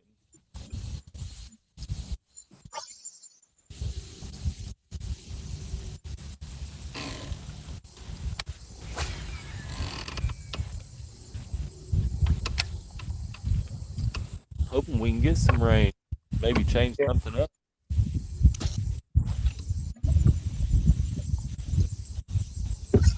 Yeah, I don't think we're going to dodge it too long. I think it might get us here in a little bit.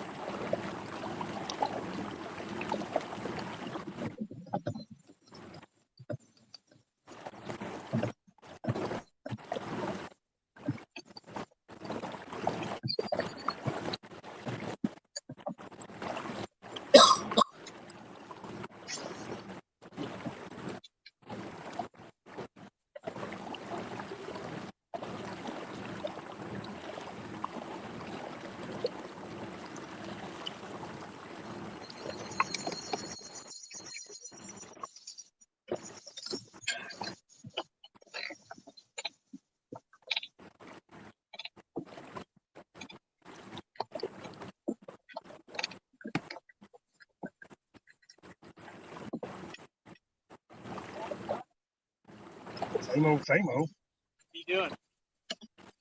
So far. Yeah, 17 and a half. All through there, all the beaver dams and all that shit. Well, I don't do all that. That's a finesse thing. I'm moving bait this morning so far. Good luck, man. I'm gonna boogie in there Yeah. and see what I can do. Get in and see what you can do.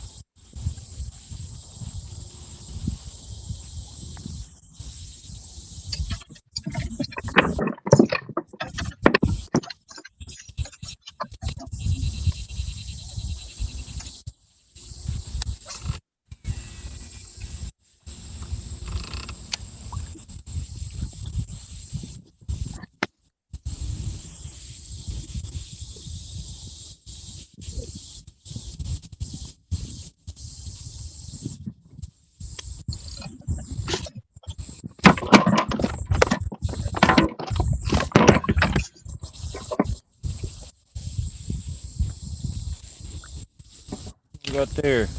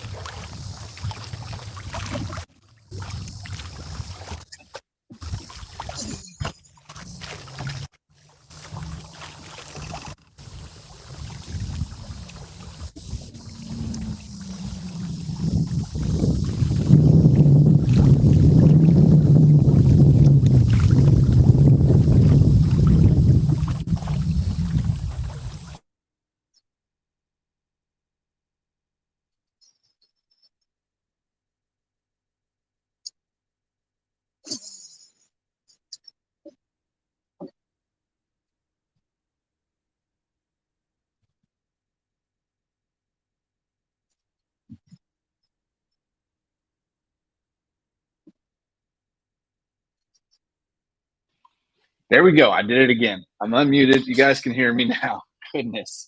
We're coming up on the halfway mark on this game. Again, it runs from 7 a.m. to 2. I've got Adam muted right now. The wind's picking up a little bit, which is a good thing to see. Hopefully that'll help counteract the high pressure we've been talking about all day in the slow bite. Things really haven't picked up much. Neither team with a limit yet. Show you the scoreboard here real quick. We do have Indianapolis Knights unofficially at 118 and a quarter. I'm sorry, that is official now. That is on Fishing Chaos. Adam was finally able to get some fish uploaded there. And then we've got the Hawgs at 66 and a quarter. I'm not sure if they're having any upload problems or not, or have any other fish. But it's been a grind. Adam, you want to talk to us a little bit about that big fish catch, man? Yeah, I just stumbled across the point, man. Sitting right on it. Ended up catching one. I caught that 16 3/4 off of it, and then changed my direction a little bit. Hit it at a different angle, and then sure enough, 19 swallowed it. I'm hoping this wind picking up and stuff sets them up a little bit more, make them a little bit more predictable. Yeah, for sure. We've got storms blowing through the area here where I'm at in Franklin, Indiana, and there's, again, still rain popping up kind of all around you guys, but you're in a nice little dry section there. Right now, the radar forecast keeps changing, but right now it shows you guys dry for the most part through the remainder of the match. Again, it changes frequently, though. You got stuff just to the west of you. I mean, within miles. So you could still see rain there in Evansville for sure. A couple important updates. The big match that we're watching closely is the Washington Warhawks against Motor City. That matchup right now is 189 3/4 for Motor City to Washington's Warhawks 168 1/4. So a big difference there, but the Warhawks are catching up. They just put up a 20 on the board. Looks like Greg, I've been watching the feed a little bit on the other screen here. Looks like Greg's been into them a little bit. So they're starting to catch them now. Motor City's upgrading. Warhawks, they've got their 10. and they're looking to upgrade as well now. Hopefully they can get some bigger fish and keep that one tight. Obviously we're fans of the Warhawks right now because we're in a deadlock with Motor City at the moment. Also around the league, Tennessee Shiners needing to win big this week, as well as a lot of other things happening in their favor or need to happen in their favor for them to get into the wild card spot in the playoffs. They're doing their part, 177.5 to Oklahoma Outlaws 49.25. That's a big game there. And the Punishers still lead with 137.5 to the Coosa Kingfishers 0. Of course, they could just not have signal where they're at. I'm not sure. But the 11 o'clock national broadcast is getting ready to kick on here in any minute on KFL's YouTube page and on the KFL Facebook page, probably Motion Sports Network as well. So if you're watching this and you want to see what's going on around the league, hear what they have to say about this game and others, feel free to tune in there. We might see some of our Knights players on that broadcast at some point as well. But right now, we've got Adam and Chris Hillebrand on the live stream here. Chip and Mike both having some issues with battery and overheating on their phones. And we've seen Chris Wright in and out of the broadcast as well. So that's the tricky part about this whole live thing on the water. Technology is not quite there, and we're doing the best we can, but it's definitely not perfect. It's still awesome, though, to get to see these guys, get to watch a big fish catch like we did with Adam earlier in that 19. Chip also has a 19 today. Those are two big fish on the board right now. So hopefully we can continue to see some fish caught. As Adam said, hopefully this wind starts making it a little better out there for these anglers. We want to see both teams with limits and a close game. That's always fun. So stay tuned. We'll be back with another update here in a little bit. But right now, the Knights lead 118.25 to Hawgs 66.25. Again, national broadcast starts right about now. So check that out if you'd like, or stick with us here till 2 p.m. on the conclusion of this match.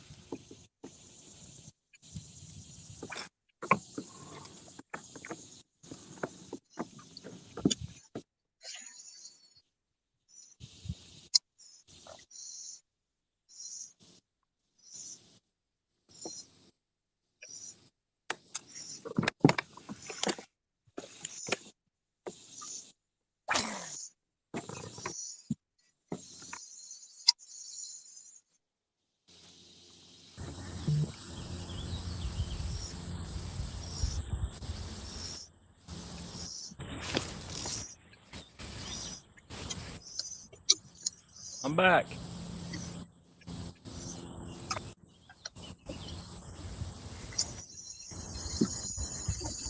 Anybody caught any toads since I've been gone?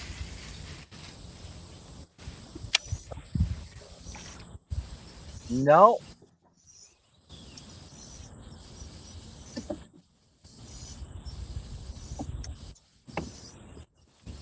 I think ain't nobody really been talking. I didn't know if you guys were still in here or if you guys are on the live broadcast.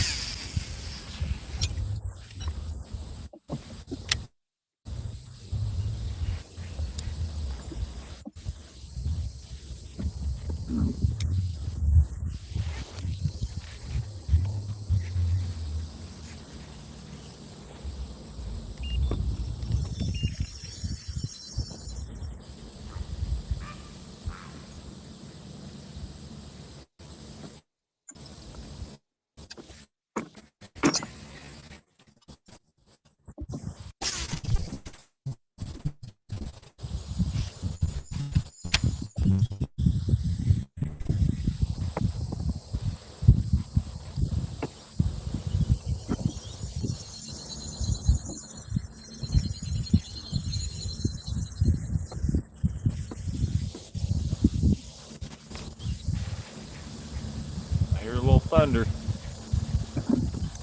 Yeah.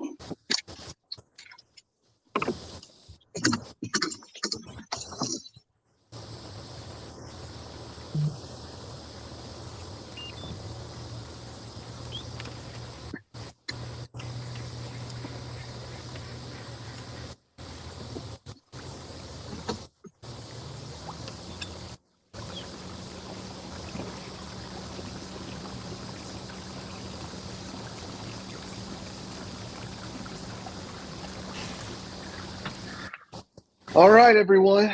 Quick little update here. While the national broadcast is going, we still have some of you watching here, which is awesome. I tried to share my screen earlier. I've got the national broadcast pulled up, and Mike Elsey caught a nice one on camera there. Of course, you guys weren't able to get the audio, but looked to be an 18-incher. Mike's caught a couple more since then to fill out the Knights limit. Right now, I'll do a quick scoreboard update. Knights are at 169 and a half with their limit, and the Hogs still sit at 101 with 6 fish, assuming that they don't have anything else to upload. Around the KFL right now, a lot of things going on. Tight scores. The one that we keep going back to, though, is that Motor City Ambassadors Washington Warhawks game on St. Clair, 189 3/4 to 178. So both teams have their limits. The Motor City Ambassadors with the better size right now. About an hour left in that game. That game does end at 1 p.m. Eastern time. Our game, Knights versus Hogs, ends at 2 p.m. Eastern time today. We went from 7 to 2 and 6 to 1 Central time. So that's what's going on. And those matchups, for the rest of the scores, you can go to Fishing Chaos and check that out. We will note, however, the Punishers game, which is important to the Hogs for the same reasons the Ambassador game is important to us. Punishers are at 152 1/4. It's hard to believe that Coosa with their lineup this week does not have any fish. So we're going to assume they're either not uploading or can't upload fish at this point. But tight battles happening. Looks like we got Adam hooked up, maybe, or is it another stick fish, Adam? It's grass this time. Grass. Okay, all right. Well, as Mike said earlier, hook sets are free. But yeah, close matchups happening around the league. Good stuff there. Love seeing the Knights though on top on this one, but it's far from over. Arkansas Hogs had the big bass of the event right now with 19 3/4 inches. That's a good fish. They continue to catch some like that. It's gonna come down to the wire. So thanks guys for tuning in and watching. Mike's been jumping in and out of the national broadcast. Chip's having some battery issues, so he's conserving battery. We'll get Chris back in here in just a second. Chris Hillebrand, and we got Chris Wright of the Arkansas Hogs on with us. He's been in and out all morning, hanging out with us. Chris, how are things going on your guys' end? It's going, man. We gonna grind it though. We'll get there. No doubt. This rain, to be honest with you, I hope it does. I hope it does rain. Well, let's talk about the weather again real quick. Pull up the radar here. It's been changing, like storms popping up and diminishing and coming back. You guys got a little bit of rain as you have all day, kind of all around you, but no rain on top of you at the moment. Future forecast still does not show any rain getting to you guys until late afternoon. Right at the end of the match, you'll probably start hearing some rumbles of thunder and have a little bit of a line come through. But it looks like you're going to be clear through the remainder of the match. But that could change in a heartbeat the way these storms are popping up all around you. So we got like a dry trough from Evansville up through Bloomington. We just had a bunch of rain come through here where I'm at, just south of Indianapolis. Still raining across the Indianapolis metro area right now. But yeah, you guys in the Evansville area are still dry for a while. For now, anyway, huh? For now. Temperature is 80 degrees. Light light winds, not much of anything at the moment. Pressure's gone up Hey, a little Sam, bit more. what did you say our limit was? You cut out whenever. Oh, okay. Yeah, sorry. So as of right now, let me just go ahead and do a quick refresh.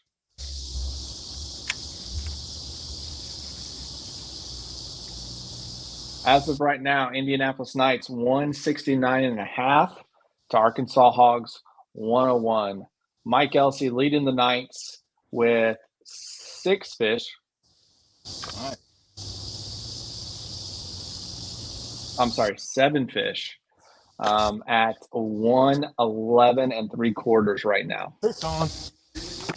Adam's hooked up. What do we need to call? 14.5, I believe. This one probably ain't gonna make it. Been a while since I got by it. I got excited. 14.5 to call. Good to see you get hooked up, though. Yeah, that bite meant a lot right there. Got Chris back in here. Spinning rod assassin, Chris Hildebrand. In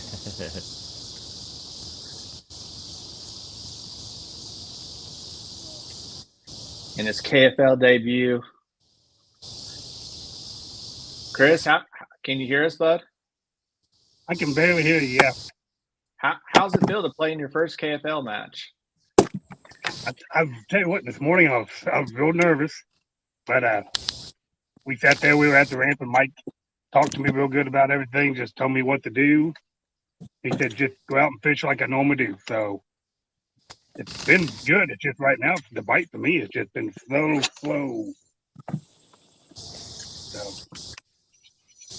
Yeah, definitely tough. I was messaging earlier with Kyle and some others that have been kind of reaching out to me, that are watching, and everyone's saying the same thing. It's just incredible how tough it is right now, how slow it is with the conditions. Everyone would think it'd be a lot better. You guys seeing much in the way of boat traffic?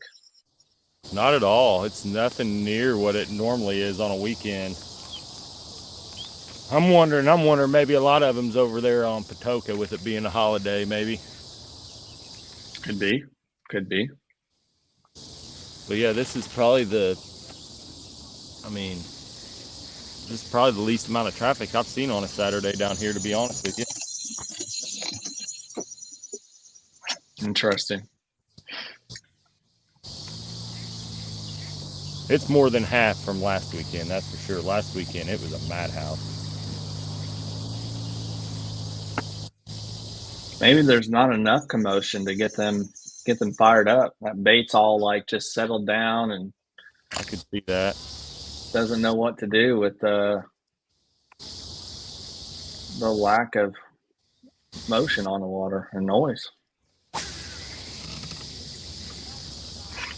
Stacked up somewhere, and they don't want to move, that's for sure.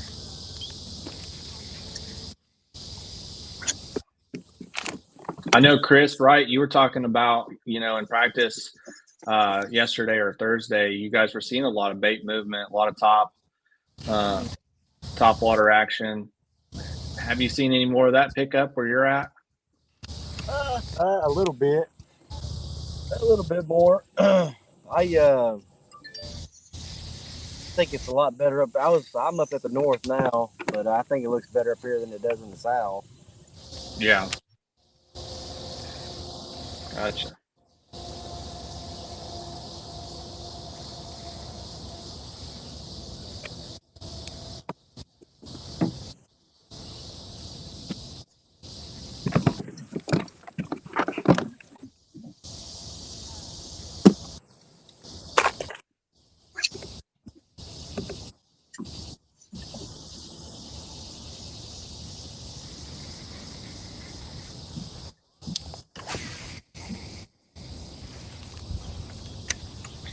Tennessee Shiners continuing to do what they need to do. 183.5 to 64 3/4.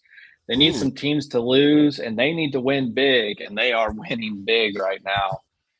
That's impressive. Over the Oklahoma Outlaws, they are on Gunnersville. And interestingly enough, so is Alabama Hammers against the Natural State Eagles. Blowout there as well. 172 3/4 to 44 1/4. So it looks like some local knowledge and experience is key in these two matchups. Eagles have been undefeated since they entered the league late in the season due to the whole issue that happened earlier there. We're not going to get into that, but as a team, respectfully to them, they have been perfect records so far. So this will be their first loss and a big one, unless they've got something figured out and just haven't put them up on the board yet. So Jake Anglis leads the KFL individual angler leaderboard, 186 1/4 for his best 10. Absolutely phenomenal. This guy has been a stick all year. I would say he's probably on a path to MVP of the league, at least for the North for the year. Nick Audi, he's got 168 1/2. He was up at 182. Must have been a duplicate fish or something for him because he's back down to 168. Brian Delahunty doing well, 164, rounding out the top three there. And then right now, Mike Elsey leading the pack for the Knights and the Hogs individually at 111.75, just outside the top 10 and 11th in the individual angler rankings. Dude, tell you what, dude's been so clutch this year. Oh yeah, absolutely, absolutely. I love it. He's been amazing. That's why he is the champ. That's what we call him. That's his nickname here in the state, for sure, and probably elsewhere. National champion 2019, coming out of the Challenge Series. Fished that here in Indiana. Qualified, went to the national championship, won that thing. He's been DZ 10 qualifier multiple times, DZ House, two-time state champion, as we mentioned earlier this morning on the broadcast here. We started up the state championship 2 years ago, and he's won it both years. And he'll be a favorite to win it again in 2023, I'm sure. But yeah, absolutely clutch. Chip coming in big with a 19-inch fish this morning. He's one that continues to be clutch as well. This team has just performed so well together this year. Yeah. No matter what happens, it always seems like one of us picks up where we need to, no matter what. And we've all done it a couple times, Yep. Everyone's come in when they need to come in and get it done, and that's why we stand where we are at 5-2. So Hogs also 5-2. They've had a tough season, a lot of tough matches, both at home and on the road, and they found a way to win as well. So this match is not over. You're going to want to watch it all the way to the end. We got 2 hours left, just under 2 hours left in this match. Most of the other matches are going to be ending at 1 o'clock on the Eastern side. We're going Central Standard Time for this match, so we'll be ending at 2 Eastern, 1 Central. But it's coming down to the wire for the other guys. Maulers leading the Bronzebacks. They got on top. They're leading by 4 inches. That's a big playoff implications there. And they've been talking about that on the national broadcast some. We got the Rebels leading Bay State big time, 168-82. Renegades and Empire is a tough matchup right there. Very close, 177-174. Connecticut on top. So you got some really close ones and some blowouts. Motor City has just increased their lead. They're at 190 now. They have a 19-inch average. They've got 3 smallies over 20 and 2 over 19. Their smallest fish is 16.5. With Washington Warhawks stuck at 178 right now. From listening to the other broadcast, it's been all about just getting into them. They're kind of roaming around in packs, and when you find them, you get on a couple good ones. But the ambassadors just made some upgrades in the last couple moments. So that one's looking like it's going to go towards the ambassadors, which means we'll be, needing a win here and to keep our points lead. We got a 5-point lead over them in the points differential right now. And they're doing their best to make that up and get on top. So we got to keep doing what we got to do to keep the score where it is now, us on top by big. So it's going to be exciting for sure. Give another shout out to TRC Covers. They've been so huge for us this year and last year, getting us in the league and keeping us traveling, making it to these games, making this possible for the Indianapolis Knights. Go check them out, trccovers.com. They got a big Labor Day sale going on right now. Buy 5, get 1 free on all their rod covers. So that's awesome. trccovers.com. American-made rod covers and veteran-owned. Can't beat it. So support your veterans. Support American-made. Right out of Texas, handcrafted. trccovers.com. Huge shout out to them.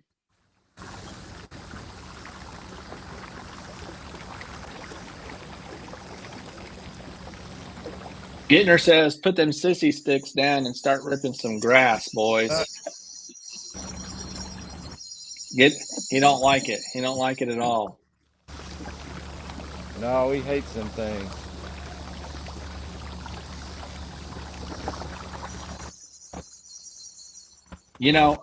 That's a good topic right there. It's something I hardly ever picked up until this season. I feel like I spend more time with a spinning rod in my hand than I do a casting rod anymore, which is so weird for me. But it's been paying off. It's been paying off. Recently, though, I haven't even been taking it out with me fishing the home pond. It's been all casting gear for sure, fishing the grass. So.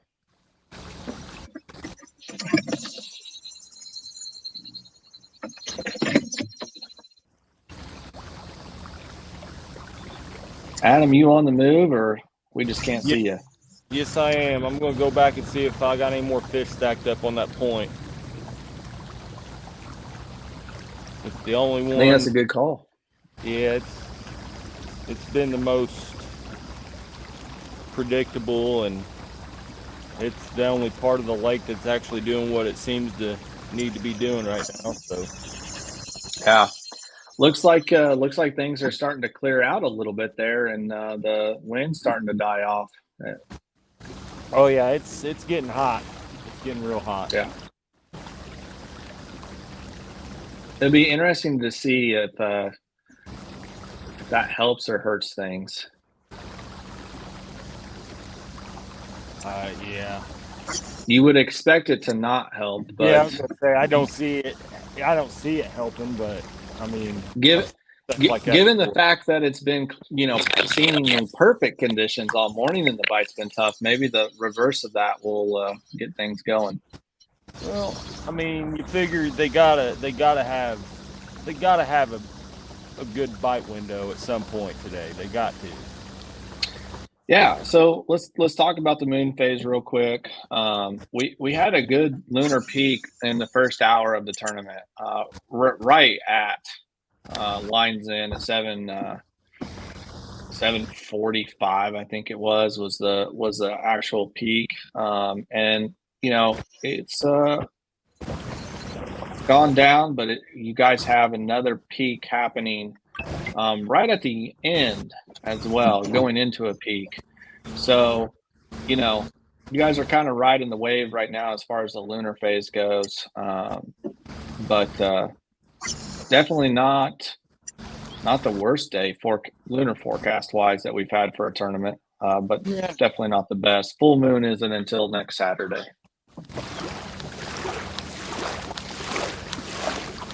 Yeah, weather's fantastic. It's just the bite is the opposite right now. Normally one comes with the other, but you know. Yeah. That's fishing. It is. Chris, can you hear us? Hillenbrand, can you hear us, buddy? Is that I was going to ask you, are you moving around a lot, or are you just kind of staying put and really trying to work an area over real good? I was in a certain area. Now I'm moving around. Just trying to see if I can find fish. Gotcha. Okay. Well, boys, I'm going to jump out of here. We're going to watch you guys fish, and we'll be back with another recap of everything here in a little bit. And we'll definitely be live throughout the remainder of the tournament. And going into the last hour, I'll jump on here and kind of talk to you guys through the final moments. So thanks for watching, everyone. And we're going to let Chris and Adam get it done. Hopefully put some big fish in the boat for us.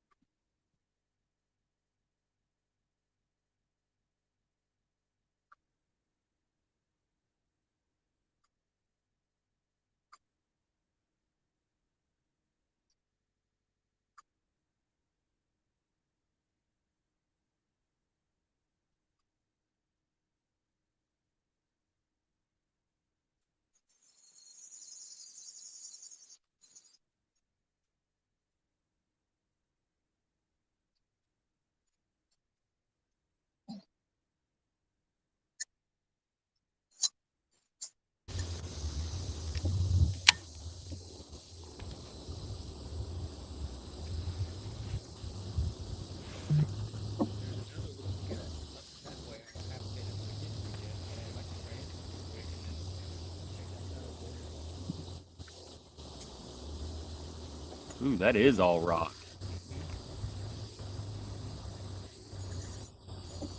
Got an 18 and 17 and a half, 15 and a half, and 14 and a half.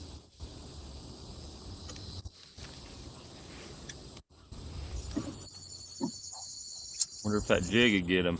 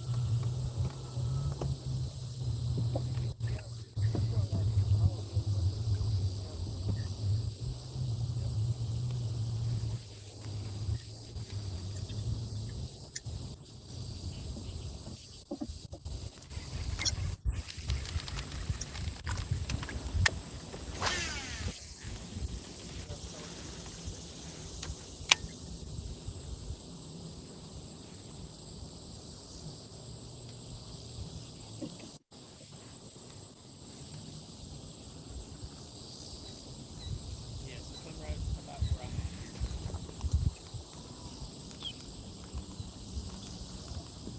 at. I see it. It gets real sharp.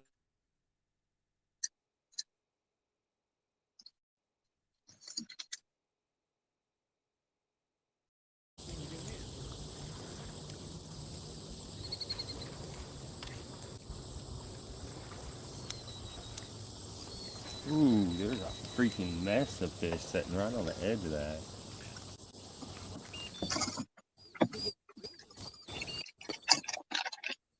You won't tighten down?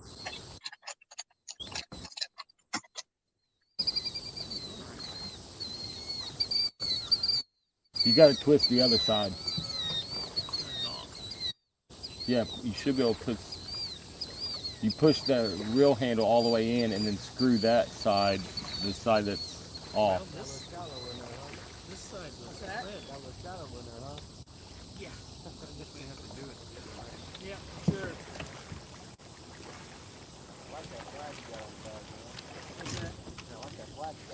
Thank you. Appreciate it.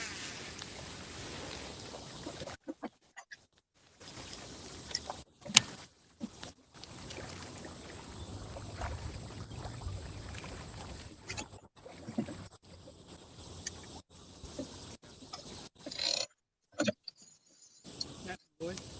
Hey man, did you see that message? I didn't Yeah. he was here. So. Yeah. I sent you one personally asking. Okay. It's all good. It's all good. Here, you want this? I got a spot I need to go No, hit. no, dude. No, I need to. Okay. Yeah.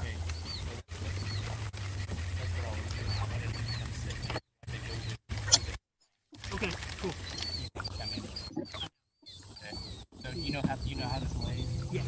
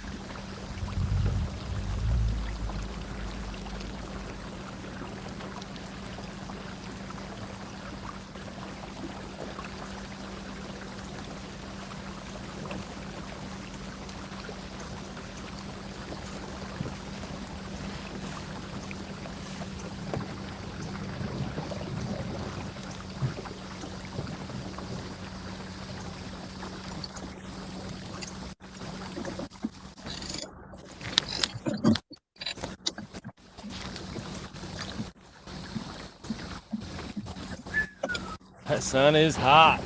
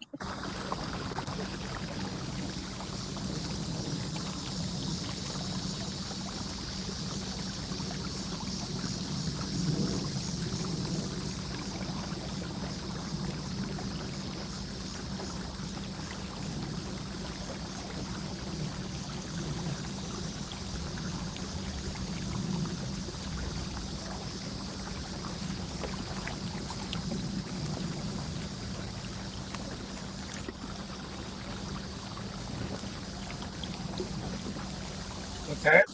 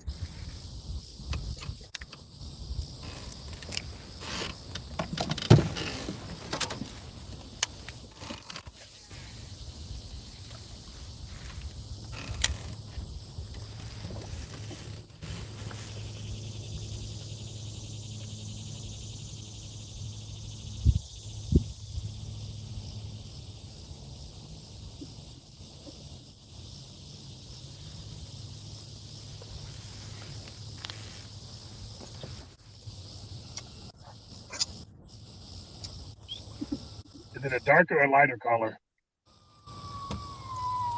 Chartreuse? Okay. I think I got some of those.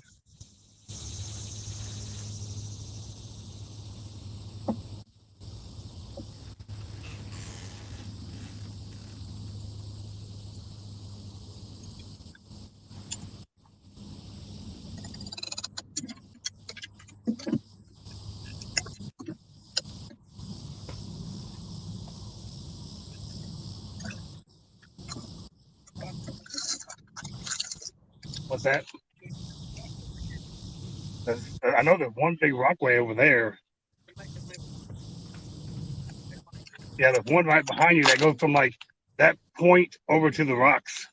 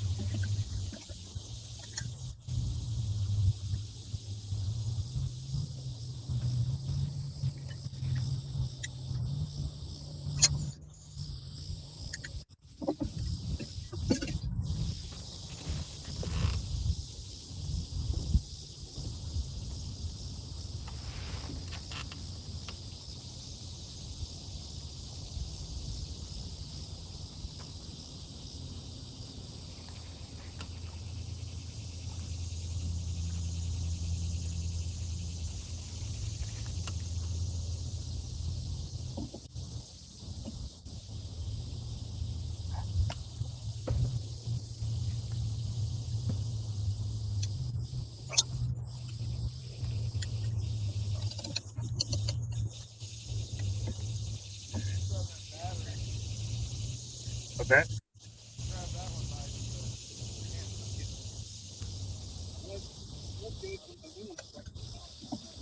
That wind died on us. That wind died on us. Yeah.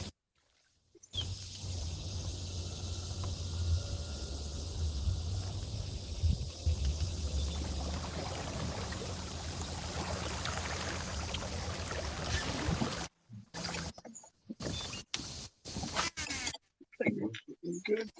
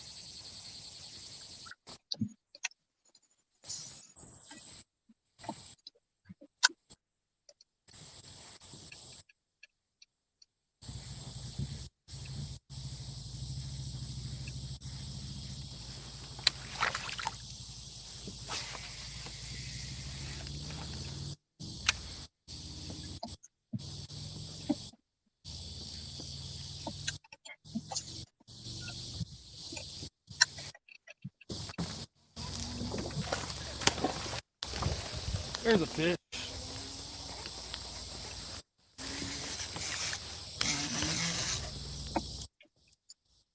Come on.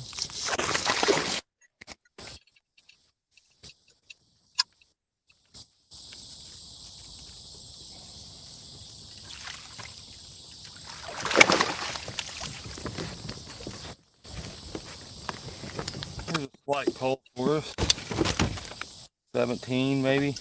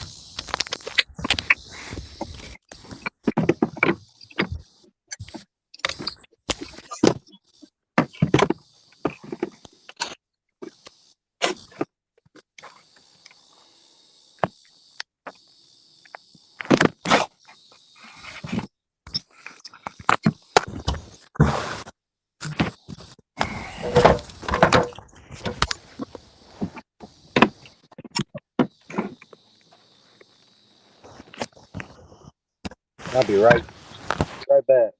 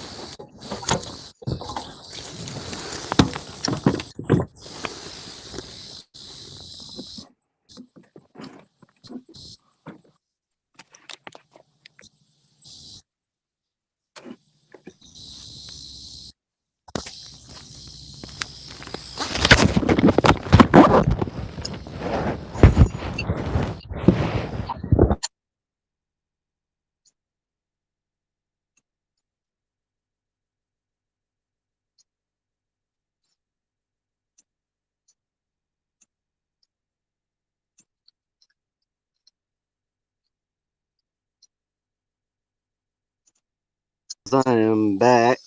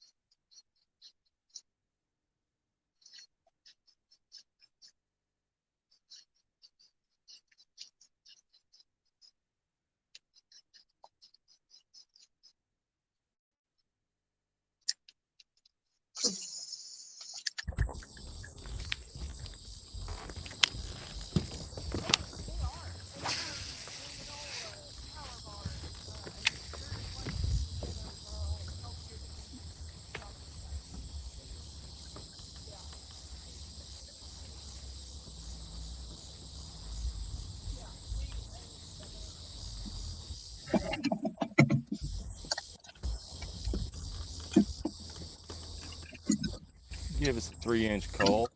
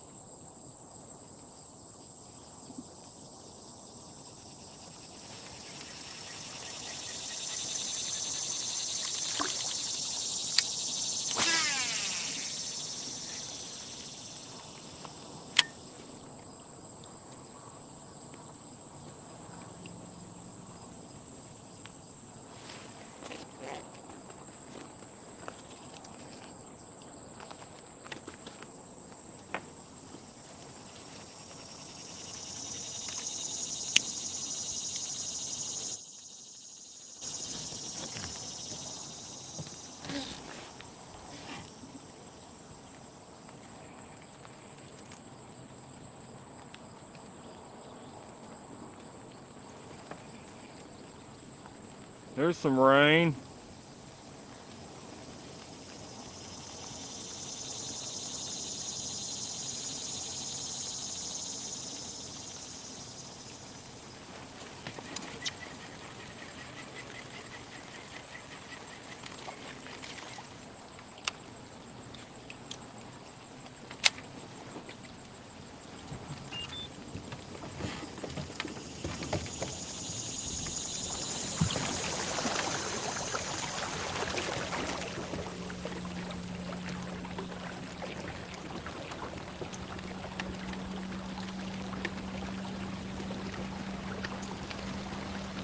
Oh, that feels good.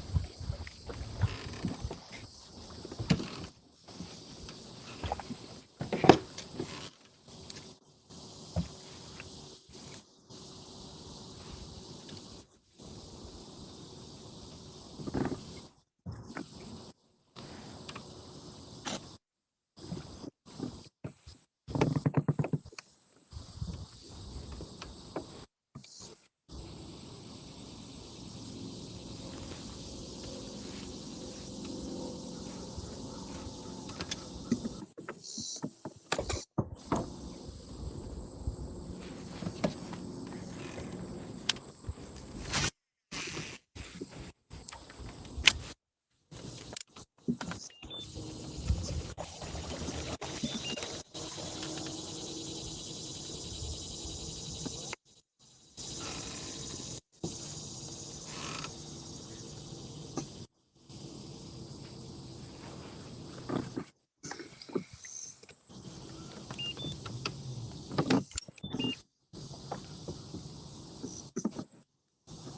I got that one keeper on there, if I could count 12 or 13 inches, I'd have about 200 inches. Done. 350 was better. Yeah. You seen me this morning early. Tell my cousin kid. No. You were there by the beaver dam, and I was up there at the mouth of that cut. No. Got back behind me and hit your head like that and come off. Dude, shortly after you came in, I should have thrown a white jackhammer.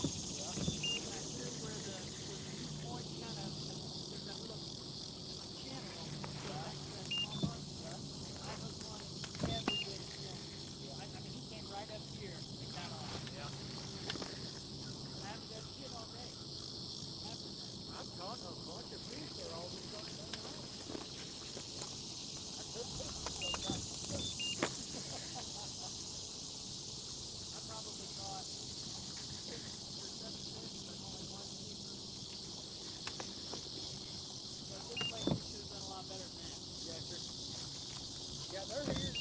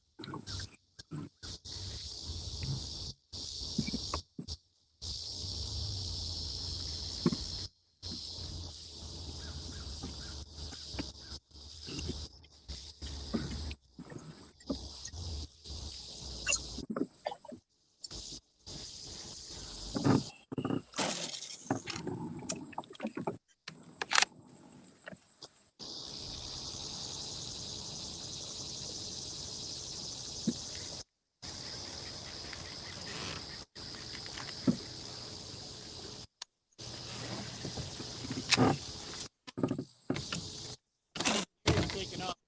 Hmm. On this. I'm gonna take off down that bank. You want it? I'll go wherever you're not, dude. I'm just going that way. I'm gonna start fishing towards the ramp. Okay. Nice job today, brother. Appreciate it. Freaking tough, man.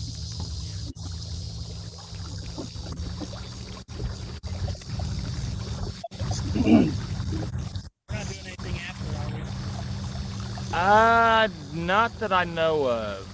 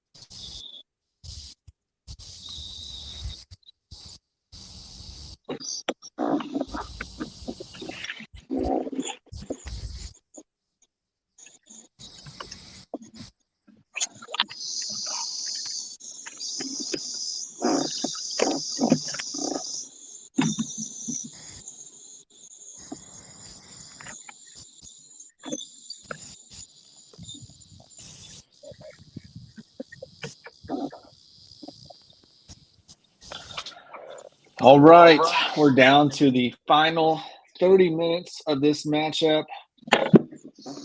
What's our smallest? That's a great question. Right now, we are at 172.5 with our smallest being a 15-incher. Nope. It's still 15 inches.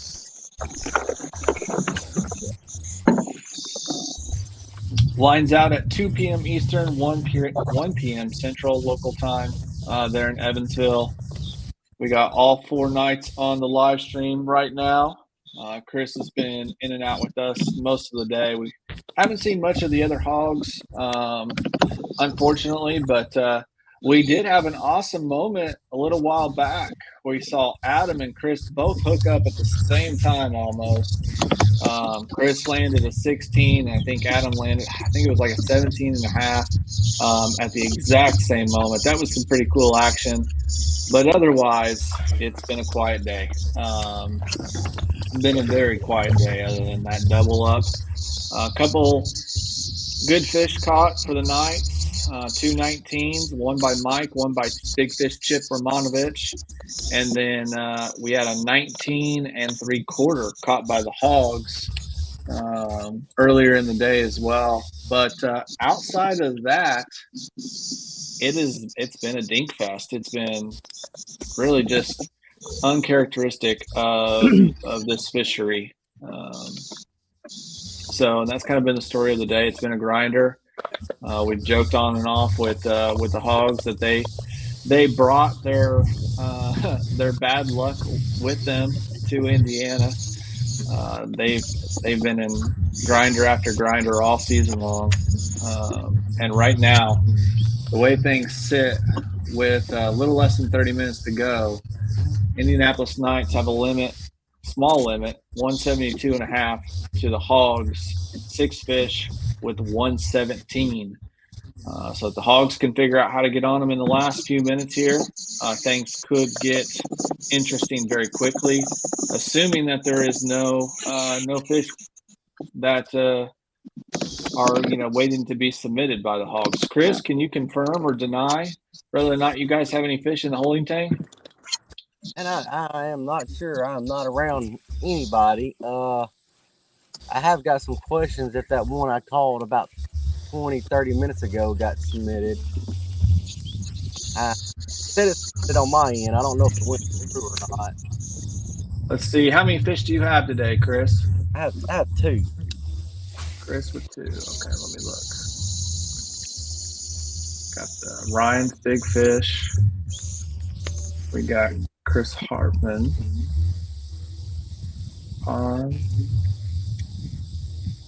Gordon. Chris, I got a 16 for you, which was your latest fish. And I got a 15 from earlier this morning. So I've got 2 for you. Parm with 3, Ryan with 1, and Hartman with 1. So that's your 6 fish right now. All right. Or 7, I'm sorry. You guys got 7 fish.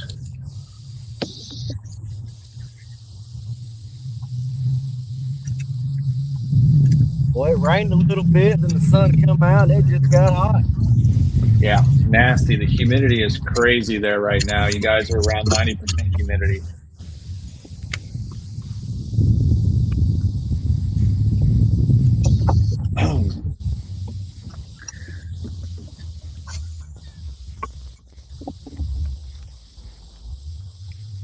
All right, let's take a look at what's going on around the league. A lot of games have already ended in the Eastern time zone. Granite State Sticks blew out the Maniacs. Maniacs were at home. I think this may have been a home and home game. Like, I don't know that it was a home field advantage for either team, but nevertheless, Granite State Sticks put up 196 3/4 inches. Wow. Yeah, Big Fish 23.5. They had oh my goodness. They had 3 fish over 20. 2 and 3 over 19 or better. I mean, goodness. Out of the Northeast. That's insane. Largemouth too. Massachusetts Maulers at Pennsylvania Bronzeback. The Maulers come out on top there in a really close one. 175.5 to 173 3/4. Really surprised to see the Bronzebacks fall there. Rebels beat Bay State, blowout there, 171 to 114. Bay State did not have a limit. They did have a good fish, 21 3/4, but they couldn't find the limit.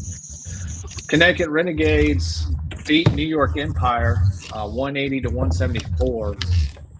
Virginia Reapers and Tar Heel Unkers, I think this match is over. 180 to 126, another blowout. And the one that we've been talking about all day that mattered to us, Washington Warhawks beat Motor City Ambassador by 12 points, 12 inches, 192, 180 1/4. They beat them? Motor City beat Washington. Oh, okay. Oh, you said it the other way around there, dude. Sorry. Motor City Ambassador 192 to Washington Warhawks 180 1/4. So, way to crush our hopes and dreams, Sam. But right now we're covering the point spread as we need to do and winning. So assuming things continue as they are right now, nothing changes in the playoff picture between the Knights and Motor City. Tennessee absolutely dominating the Outlaws. Tough end of the season for them. They started off okay. Have really struggled since. 183.5 to 64 3/4. Tennessee up big time there. Delaware Doom loses to the Privateers. Privateers 129, Doom 48. Florida Copperheads and the Kraken are the evening games, so no scores there yet. Casters currently, if this game isn't over, I'm not sure, but Casters 94 to Swamp Donkeys, 1 fish of 18 inches. Crazy. This one is surprising. Coosa Kingfishers at Punishers on Santee Cooper. Punishers 152 1/4. Coosa 45.5. Ooh. 3 fish submitted there. I don't know if we're going to see more or not, or what time zone they're in, but yeah, that's rough. Like the Tennessee Outlaws game, Alabama Hammers and the Natural State Eagles were on Gunnersville as well. Alabama Hammers putting up the bag of the day from Gunnersville, 186 and a quarter. Eagles 73 and a half, getting absolutely dominated. And then the Slayers are currently leading the Hurricanes 78 and a half to 32 and three quarters. So some blowouts, some grinders like this one, and then some really tight matches across the league. All exciting stuff. Playoff show will be Tuesday night, so we'll see where everyone ranks and how everything plays out. Because we are just 20 minutes away from the end of the regular season and the start to the playoff run. For both of these teams, the Knights and the Hogs, both in the playoffs as it sits right now. The Knights would be a 2 seed and, holding down home field advantage for the divisional matchup here in a couple weeks, 3 weeks, whatever it is. Not sure what things look like for the Hogs if this match ends the way it is right now, but in the playoffs nonetheless. What's that, Chris? So I think it's going to be a wild card game for us. Okay. Yeah, I don't know. There's too many scenarios for me to understand how that all plays out, but either way, both teams in the playoffs. I know we're sitting pretty close, kind of in the points with Virginia. If I looked at it right, so anything else, we need to just put some fish on the board, so they come to us instead of we go to them. Gotcha. Okay. So that'll be interesting to see how that plays out. Win is always good, but heck, at this point, we need some fish up there so we can cover the spread, Sure. In the overall KFL individual angler leaderboard, this one has been amazing. Yeah, we're turning around here. We got 19 anglers currently over 100 inches. Jake Anglis leading the charge with 186 and a quarter. Justin Curtis out of Virginia, 169. Nick Oddie, Pennsylvania, 168 and a half. Brian Nunziato, 166, tied up with Brian Delahunty. Around the point there, that's cool. With 166. Pepper nails today, man. Tell me about it. Golly.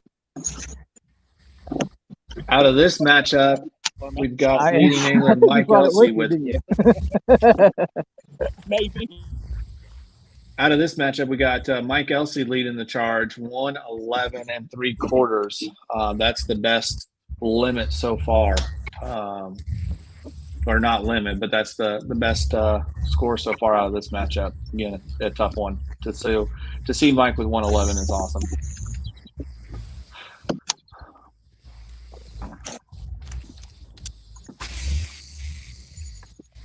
If you're watching, you got any questions for the guys here on the broadcast, put them in the comments and we'll post them up. And you guys can kind of interact with these anglers and talk to them a bit.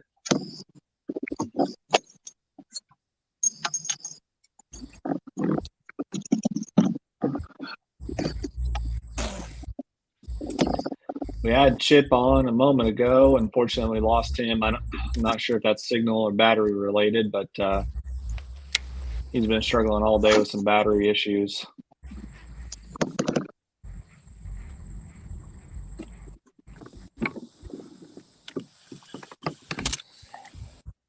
Again, Chip and Jason Cassidy both making the all-star team this year. They'll be fishing either Manitou or Bluegrass next week, September 10th. For the all-star matchup. I would assume Bluegrass is going to be much better next week than it is this week because it can't get much worse than it is right now. This is, for those of you watching that may not know, this is a place where people come down for a weekend for the month long and put up, over 100 inches. and catch multiple fish in the 20s and 19s and 18s are common. So, we did see 3 19s today, but it's been brutally tough. Mike, have you ever seen it this tough? About every other time I come, yeah. Okay, all right. So Mike has a I'm the wrong love-hate person to ask, relationship. man. I have a love-hate relationship. I forgot so. Mike definitely has a love-hate relationship with this pond. I was here, I was here, whatever, 3 or 4 weeks ago or something like that, and put up, 92 and change or whatever in one day. And then now I come out here and can't catch a cold hardly. Yeah, it's crazy. A lot of dinks being caught and just tough. Jason Cassidy sent me a message. He said he is going to be on bluegrass for the All-Star game next week. That's a good bet.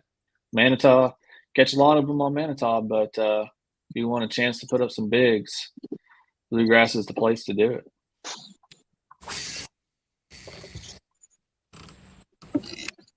Adam, what about you, bud? This one of the toughest you've ever seen it? I've been here one other time and it'd be this tough, but other than that, no. I normally have a pretty good routine coming into this lake, and it's normally pretty rewarding whenever I can make it down here. And today, it's kicked my butt. Yeah. Well, like we talked about earlier, Hawgs came down and in practice had a really great practice, almost a 22. I think they said they had another one over 20, several, quality keepers. So things definitely switched up today and it got tough. I don't have anything else in the state to compare it to right now, unfortunately. But, Monroe. Yeah, I meant results wise today. But, I thought you meant, okay. Yeah. But way to dog on my favorite lake. Thank you. Well, At least it's being brought up now.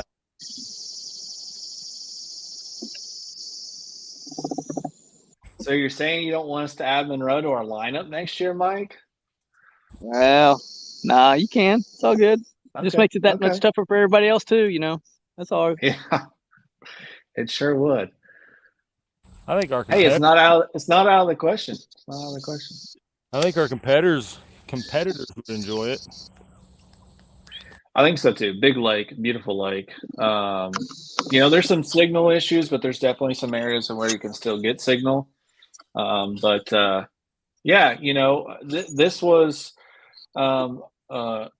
unfortunate trip down to bluegrass. Unfortunately, it didn't show out like we wanted it to, but I think this could be a good location as well. We'll definitely little sneak peek to next year. We'll be switching things up a little bit for home field.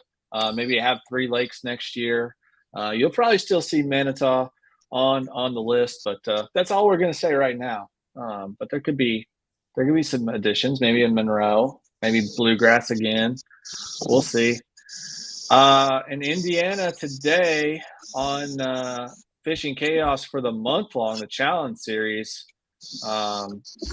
we got Larry Reyes yesterday put up 85.5. Unfortunately, he was using the wrong identifier, so I think those fish will get denied. Oh, no. Yeah, he was using an Indiana Kayak Anglers identifier. But Mike Elsey with 82.75, that's your best 5 for today. Pretty solid. I'm in third at 78. But the reason I bring this up is there's only 2 other fish submitted from today. So it seems to be tough everywhere. Has Kayla caught one yet? I don't see her on there. Dang it. We got not Matt Kiefer, but the other man, I can't think of his last name right now. He goes by OEF5 Outlaw on here. I think that's like his Twitch handle or something. But anyway, he's got a 17 3/4, and the young gun Logan Tepe with a 14 3/4 inch smallie. And that's it. That's all that's been submitted today. So slow day. I'm sure everyone's out fishing. Slow day across the state.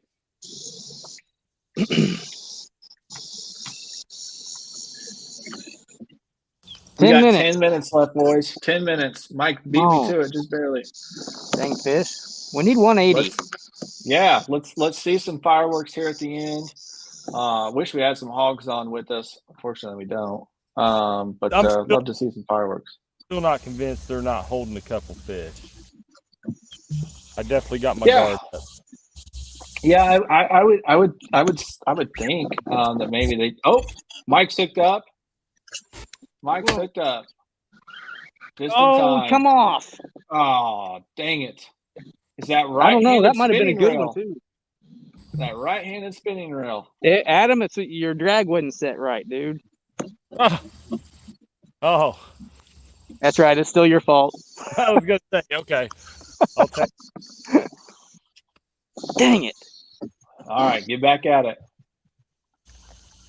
It's hard to tell how big they were when on this light tackle, but it was pulling hard.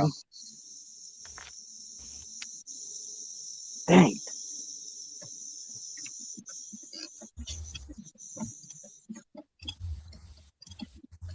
I would have called our 15. I can tell you that much. That hurts. Chris, can you hear us? Actually, yeah, I can. I'm back behind Mike. Good deal. Good deal. So how's it feel to fish in your first KFL match? How's it feel right now? Yeah. How are you feeling about it? I mean, it feels great. I just wish I would have contributed to the team more. But it's bad. I know this late, but it's like I heard you guys talking earlier. It's fishing tough today. It is. I don't know what caused that. I'm too big with the cloud cover and everything, and if we even had some rain earlier, we would have caught more fish. Yeah. The only thing I can relate it to, and we've been talking about it all day, is that high pressure. I'm sure people watching who have been watching most of the day are sick of hearing it, but anytime that pressure is rising, it's difficult. It makes things a little tougher. Falling pressure, barometric pressure falling is what keys those fish into biting. This time of year, it's hot, humidity's high. They're feeling that too. So the water's warming and barometric pressure's going up. Water temperature's only 85. Come on, what are you talking about? Oh, only 85. That's insane. That's insane.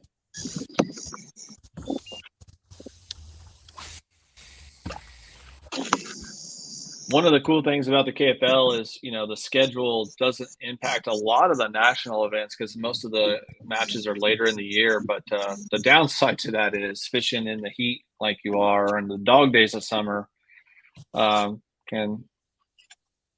bring some tough fishing. I would like to know why the other team hasn't been on live. It's not like they had, they didn't have signal. Our signal's pretty good here. I think that's something funny about that, man. Well, I think Kyle kind of alluded to that earlier when he said that they've not even fished anywhere where they could do live this season. So to them, they're still trying to figure it all out. Chris has been on live. Chris Wright has been on live in and out quite a bit. So we appreciate him getting on there and hanging out with us. But yeah, we definitely want to see the other team on here and hanging out with us. What this show's about. Absolutely. All right, let's show the scoreboard here again. Knights with a limit, 172.5. A few calls today, but not many. Maybe only one or two, honestly.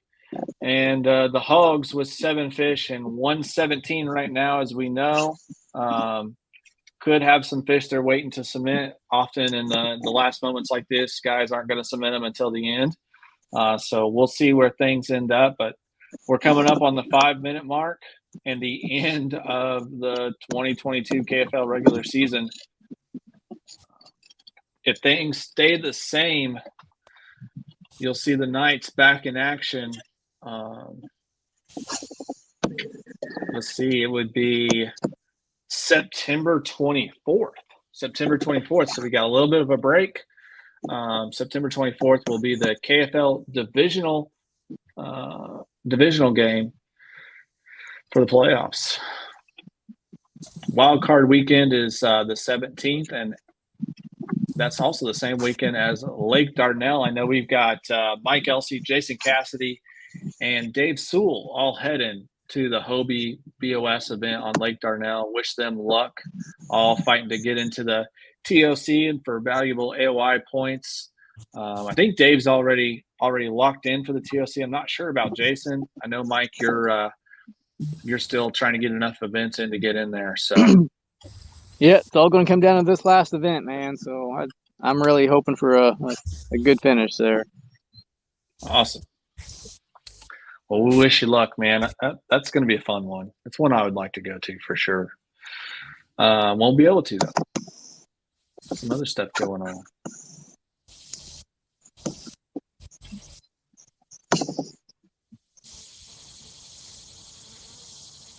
Man, I hate losing fish.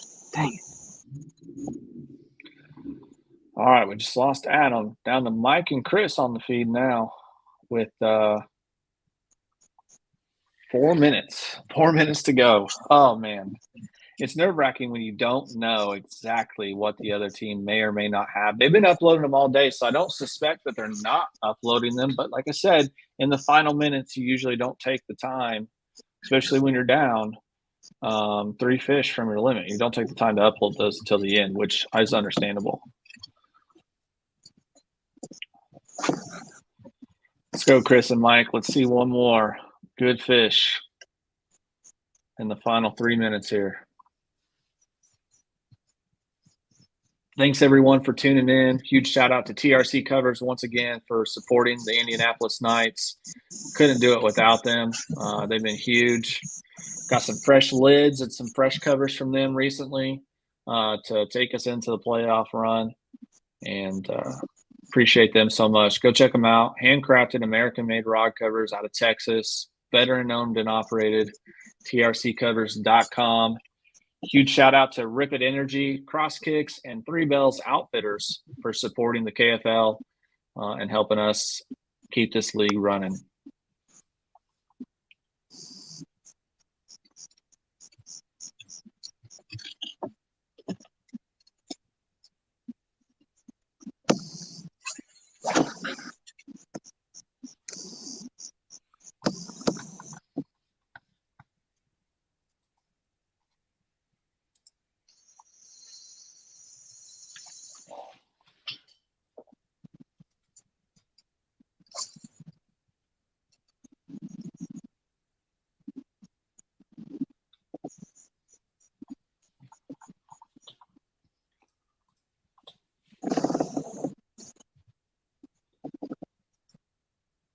Two minutes. What a season it's been. If the scoreboard's correct, the Knights will finish 6-2, Hawgs 5-3. Our first loss coming the first week of the year on Lake Chickamauga. After that, we regrouped. We knew what we did wrong and didn't do right there, and we got it together. Took a tough loss to the Ambassadors on St. Clair.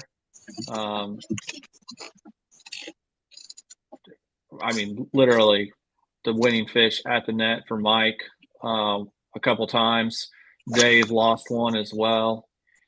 We regrouped after that and have been on a winning streak ever since. So we're going to try and keep that ball rolling all the way to the KFL Championship on Lake Chickamauga, October 29th. That's the goal. That's the plan. Find a way to win. These guys are doing an awesome job. Chris has been on live all day. Never took a break. Working hard. Mike Elsey doing what Mike Elsey always does. Catching fish. Leading the team.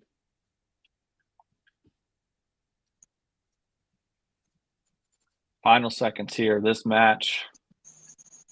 There is a 1 hour upload period before everything's official. But as it stands right now, the Indianapolis Knights are going to go 6-2 on the season. It's exciting stuff.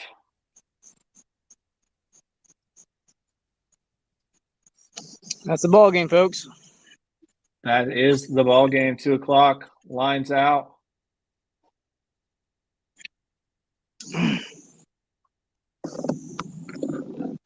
Great job, boys.